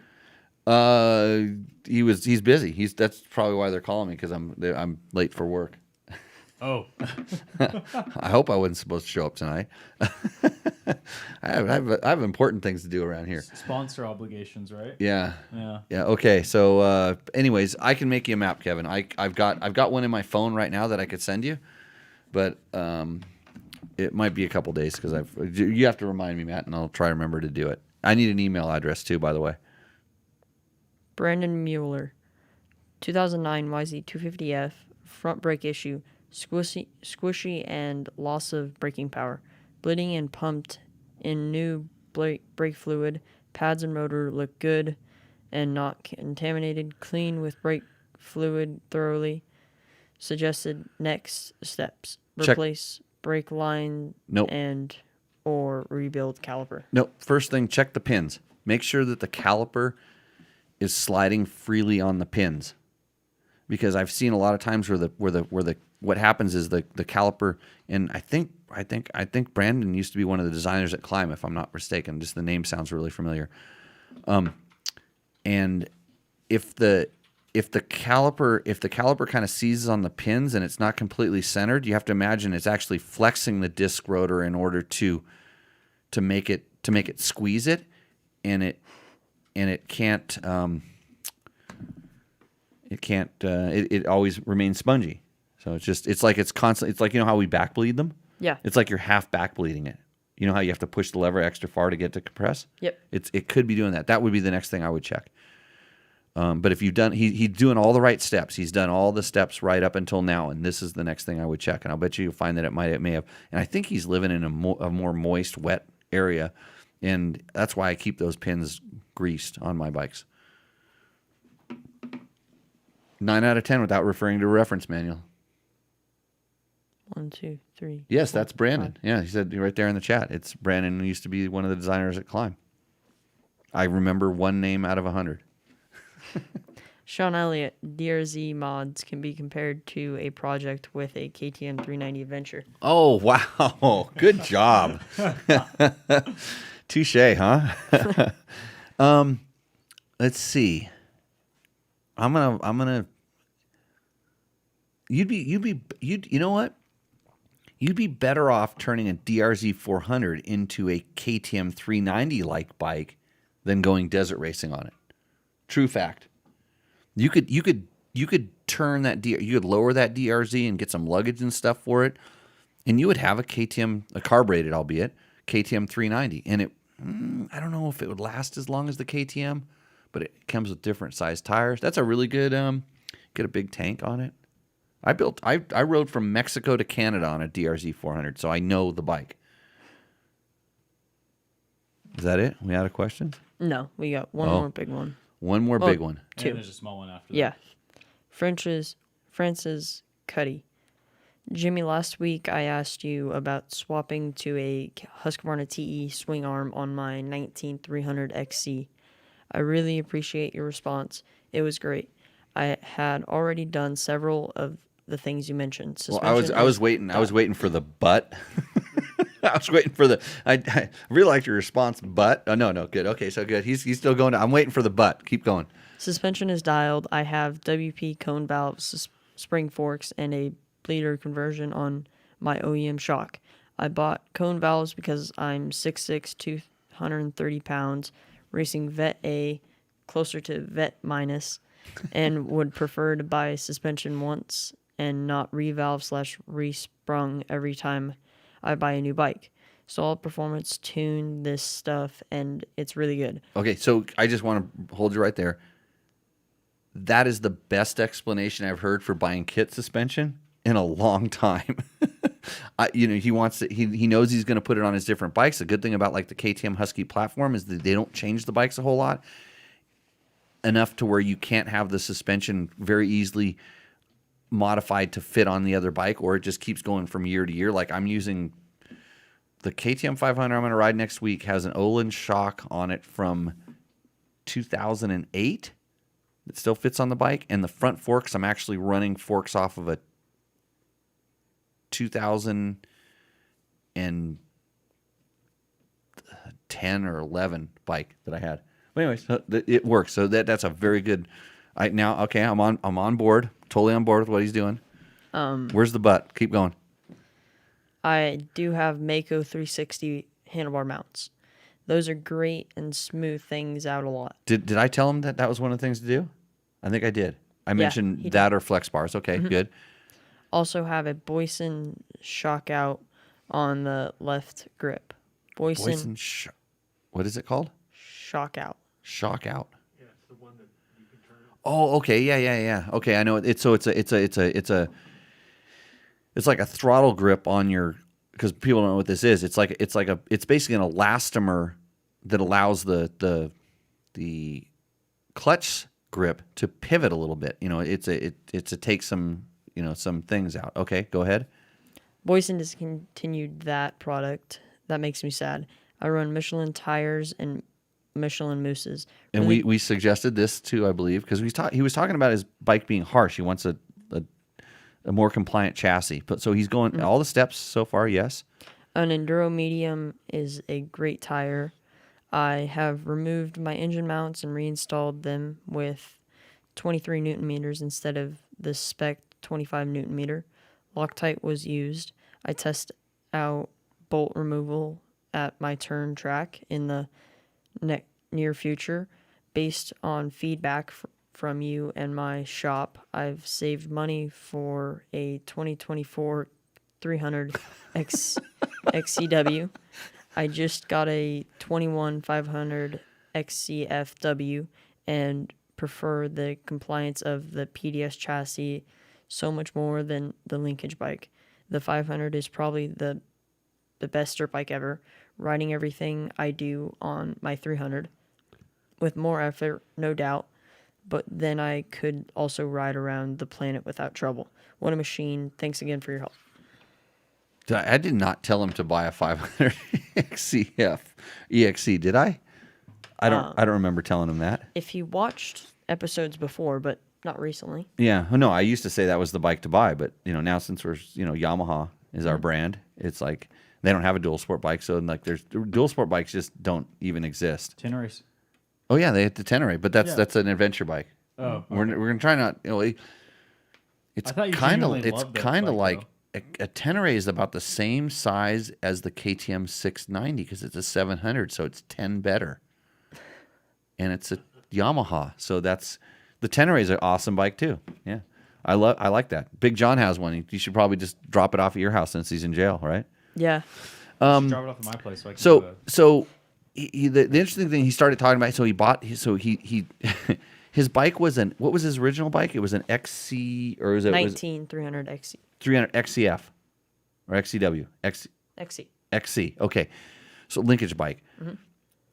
The hard thing is that now the suspension isn't going to, because he's going from linkage to PDS, so it's not going to change. But what he felt, and this is what I'm worried about, is what he felt when he got that 500 was the mass of that 4-stroke motor, that heavier motor. There's a big difference between the way a 2-stroke feels and a 4-stroke feels. And I literally could have just said, you just need a 4-stroke, and all of his problems would have gone away, because that's, this from riding the 2-stroke. They're jittery. They dance a little bit. They have that. They feel like they're tapping your feet and tapping your wrists maybe a little bit more. The 4-stroke is just heavier and it feels a little bit more planted. And this even is on 250 4-strokes and stuff. So So that's what you're feeling. The 300 will probably feel a little bit more, but the PDS, and I noticed this when the last time KTM did an intro, we rode I rode an XCW one day and an XC the next day at a works race. I finished the same position wise. Nothing changed between the two bikes as far as, but there was definitely a different feel, and the XC had a more race aggressive feel. The XCW, so there were certain portions on the track where one bike worked better than the other, and vice versa. And at the end of the day, I was like going, God, which one would I really want? And if I was just going to be doing works racing, just that series, I would go XC for sure. But if I ever wanted a trail ride at all, I would never take the XC out on the trail because I could get as much done with the XCW, and just so it's one of those things where there's not a bad bike. There's a bad bike for you. Mm-hmm. You can choose the wrong bike, and I always see this with guys that are taking motocross bikes and trying to convert them to off road, and then they do all the stuff, they do everything, and then all of a sudden it's like, well, my transmission, like I can't gear it right. It's like, well, now you've found the limiting factor. That's why other ones have 6 speeds, or they actually make a wide racer transmission, and your brand doesn't have that available. Or they buy a dual sport bike and they want to get motocross power out of it, and it's like, well, now you need to buy another ECU or another this or another that, and so there's a lot of ways to screw stuff up. Patrick Beatty, curious as to Jimmy's bar bend preference for off-road /XC. I'm roughly same size and currently run Renthal 827. I don't seem to like the higher bars. Tried PT Windham /RM mids. Now back on our 827. So I don't know the numbers of the different bars, and whether it's Pro Taper bars or Renthals, and they have all different numbers and stuff. I run flex bars on all of my bikes because my wrists are bad. And even if my wrists weren't bad now, as much as I know about them, I would run them on all my bikes. So I'll tell you, the bar I run generally the same height as stock. So the height on the flex bars, the height is kind of how much the pins are raised from the pivots. So because you can also, by stacking elastomers and torquing them differently, you can actually get a little bit more rise or fall in the bar. Based on, you can use washers and actually space them up, or you can crank them down, and they have rebound and compression elastomers on. So there's adjustability up and down, height wise. But when it's not like a bar that is actually built higher, because when you do it, it's actually pivoting it. So it's pivoting. So it's kind of changing the angle. So there's only so much you can do like this. If you go a little bit too much, then you would want to actually go to the next higher bar, so your bars don't start getting turned up. And then there's sweep. And so I used to run 14 degrees all the time. And over time I've graduated to 12 degrees. And at first I didn't like 12 degrees. Just it was too much. But all the bikes seemed to be going that direction, and I got used to it. So now I'm 12 degrees sweep. And so sweep is, if it was 0 degrees, it'd be a flat bar straight across, parallel, straight across the forks. And so sweep is 12 degrees back towards you. And they make 16 for adventure bikes. And so my adventure bikes, sometimes I'm still running 14, but it's usually a 12. Because on the adventure bike with a big gas tank, when I go to a 12-degree sweep, which my wrists and hands kind of like now, it pulls me a little bit farther forward. And those bikes had such a big gas tank that I can't get forward. So you can see how I get picky about this. Mm-hmm. And then we start talking about the height, the adjustability of the height. So I don't know. So I'm running the standard size flex bar. So if I want the bar to be in the same height as stock, and then 12-degree sweep. And that would be, I don't know what bar bend that actually is. And then I can adjust the angles up and down ever so slightly to make it exactly the way I want it. And then you got to understand those bars move a little bit, which bothers some people. Some people don't like this, and now I love it. But they don't move much. And in the very first time you might ride it, you might go, whoa, that might feel a little unsettling. and I started out by running kind of very stiff elastomers, and now as I've gotten more and more used to it over probably 20 years of doing this now, I'm running quite a softer elastomer that would. And it's funny because I hear that that's what people do that spend more time on them, especially like they're learning this with the mountain bike because they make mountain bike bars now. Yeah. And on the mountain bike, I really notice the movement because mountain bikes are, but holy crap, if it isn't the best thing ever because mountain bikes are too stiff. Unbelievable. So little shout out to the guys at Fast Company, Flex Bars. They've always really kind of had my back. I was one of the first journalists that actually didn't just take them and throw them in the trash can and say, they're too heavy. This is junk. How can you now? Like, look at what all the old smart dudes have been riding for a long time. Look what they're running. So, any other questions? I think that's about it. Actually, Was that Patrick? He said he forgot that I run the Flex Bars. Yep. Yeah. So, give them a try. I kid you not. Like, you sit there and you look at the price tag of those things, like $400, and it's like, what does a suspension revalve cost? Because you're never going to have to revalve your front forks anymore.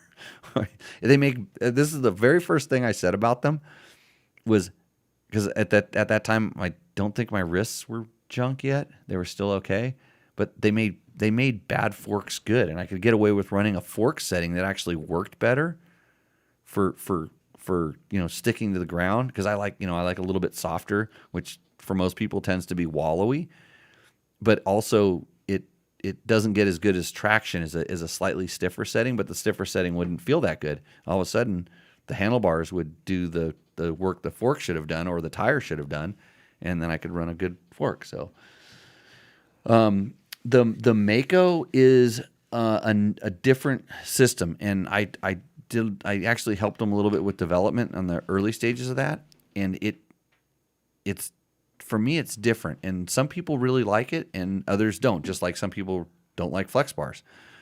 It's to me, and I know they've probably for sure gotten better since then because he was really working on the elastomers and different kind of compounds with the elastomers, but it does sort of the same sort of thing. It isolates the bar, and I think they were going more for they were trying to do both vibration and that impact absorption. But for me, since the bars don't move independently, it acts a little bit different. And for me, what I felt through the bar to the front wheel was a little bit different on the Mako versus the flex bar, and I preferred the way I got the feel out of the flex bar. So hopefully that helps you out there with the different things. Let's see. Brandon says, I too have been running a flex bar for many years, and my wrists thank Cole and the team at Fast Company. Didn't know they were doing mountain bike bars, so thanks for mentioning that. Yeah, you need to, like, if you thought the motorcycle bar is good, the mountain bike is game changing. Really? Yeah. It's really, really good. Yeah, let's see. Do we have to thank anybody else?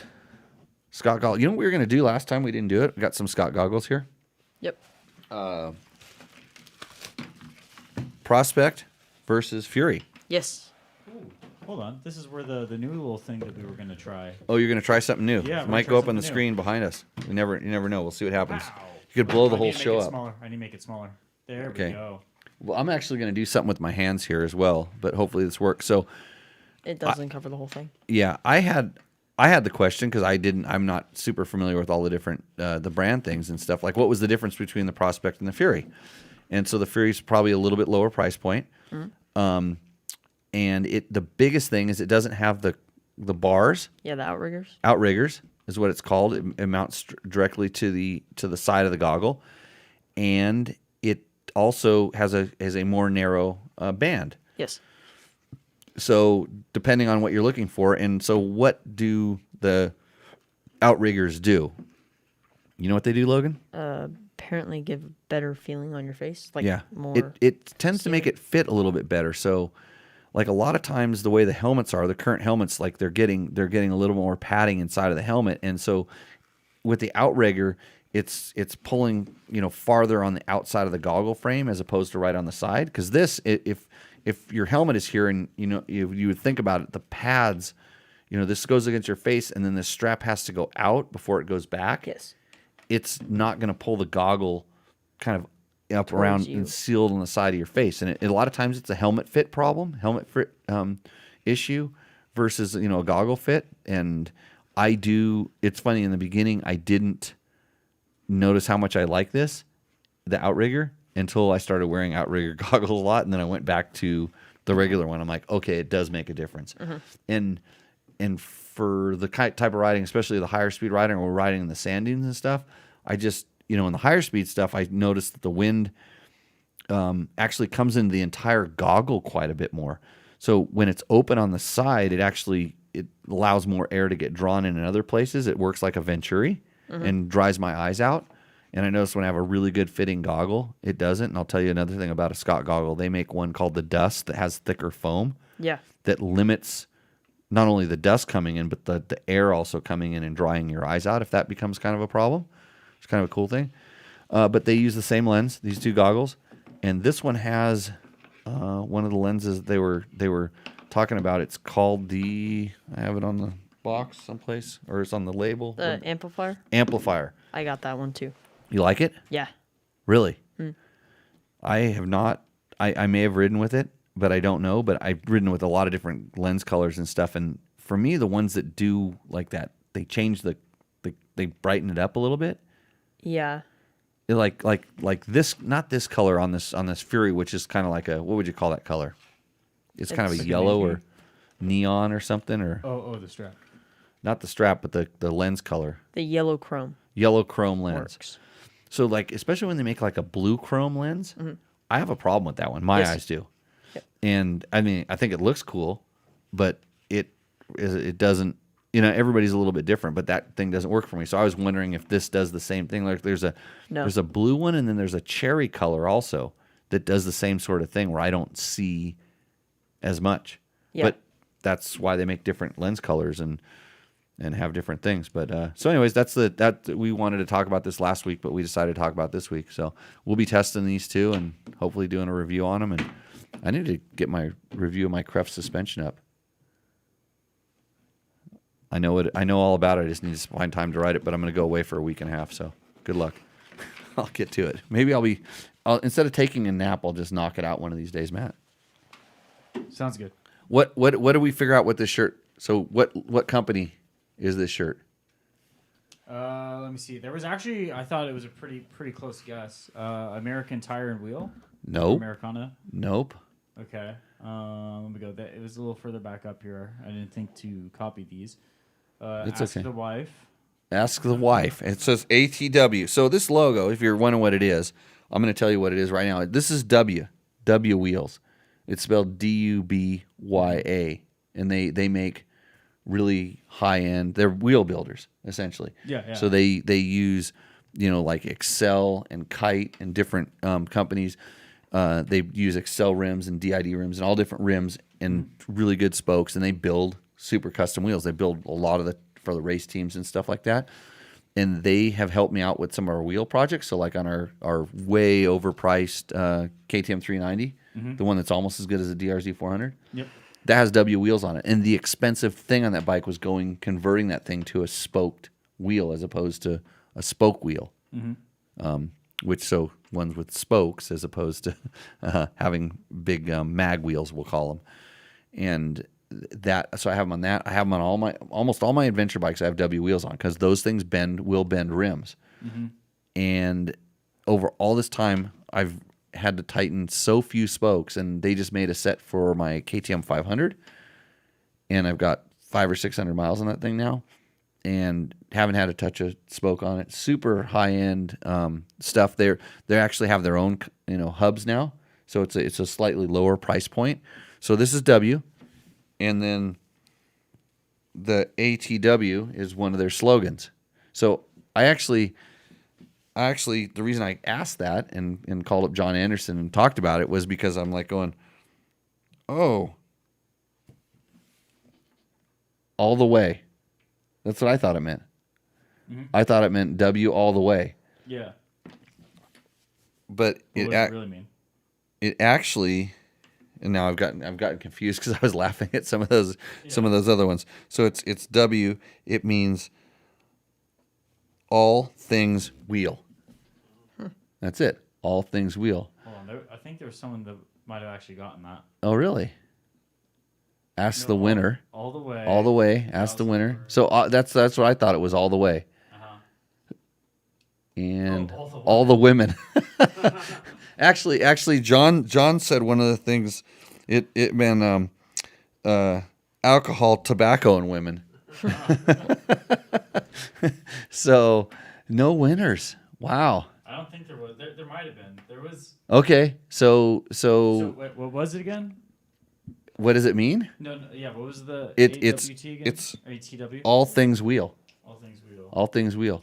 So the logo is not very familiar to us, to this group. So they maybe they need to run ads, Matt. You ever think about that? I was about to ask you. Do you know what their marketing budget is? Yeah. You think? The marketing budget is spinning around on a few of my bikes right now, I think. I'm rolling on W marketing budget right now. Do you want to perhaps They're good. sell some and donate to the cause? No, I don't sell any of this stuff. Everybody thinks I sell all this stuff. I've got the first thing that anybody ever gave me in this motorcycle industry, probably. I don't think I sold anything. Oh, okay, that's right, not sell. Do you want to trade it? Trade it. For some The ad space? orange hubs will not look good on your Husaberg, Matt. It's really a shame. It would not look So. good. No, Okay, I think we've gone long enough. I think we're good. This is enough. San Felipe Bob types in all things wheel because he thinks he can win at the last minute. Yeah. So I will try to figure out another good contest. So this contest will get pushed off over to the next show, and we'll figure something else out for you to go and, because he actually had a pretty cool thing, little giveaway. But you guys were okay. So let's just say the first person. Let's see. If you're listening, because if you're listening to this and it's a podcast, you're probably in your car or you're at work, so you're not going to be able to get to the internets because the people in the chat room are kind of cranking all this stuff up. So you know what it means now. So I want somebody, if you can send me the link to resend me the link to this podcast. Okay, so you got to. It requires a little bit. Send me a link to this podcast and tell me what this shirt means, and then I'll send your information over to John at W. Is that it, Logan? Do we have everything taken care of? All the business. What kind of climb gear did you wear this weekend to prom or homecoming? No. You didn't wear a climb T-shirt to your homecoming? No. I saw a picture of you like in a tuxedo or something like that, or a suit. No, it was just a dress shirt and dress pants. Oh, no tie? No. Oh, yeah, I did have a tie. A tie? Yeah, okay. No climb stuff, though? No. Wouldn't it be cool if climb made like a, homecoming outfit? Yeah. Yeah, because then it could rain on you. Wouldn't matter. Mm-hmm. You wouldn't be cold. Nope. You wouldn't get too hot. Be the best thing ever. Everybody, you'd wear it that year, and next year, everybody would try to copy you and wear it. So that's what you do. Okay. I think we're about ready to wrap this thing up. The chat. Will there be a show next Tuesday? A climb tie. Climb tie. I'm going to request those. Yeah. Yep. It'd probably have it'd probably have a knife inside of it in case you had to shank Yeah. somebody at thing, or, cut your way out from the noose that your girlfriend's putting you in. Did you do any of that stuff? No. No? Okay.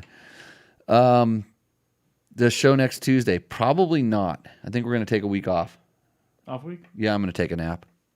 Sounds good. Take a little nap. So It's good that it helps you come reinvigorated for the show. yeah, we'll try to do that, everybody. Thanks again for joining. Share this with your buddies. And when they have stupid questions, have them ask me and not you. Because 9 times out of 10, I get it right. And with that, Logan, who's stuck on his phone, he's probably texting his girlfriend, apologizing for all the stuff that I said about her. She's not a fan, is she? No. Not of Tuck Talk? No. Does she know it exists? No. Okay. With that, we're going to see you out on the trail. Cheers.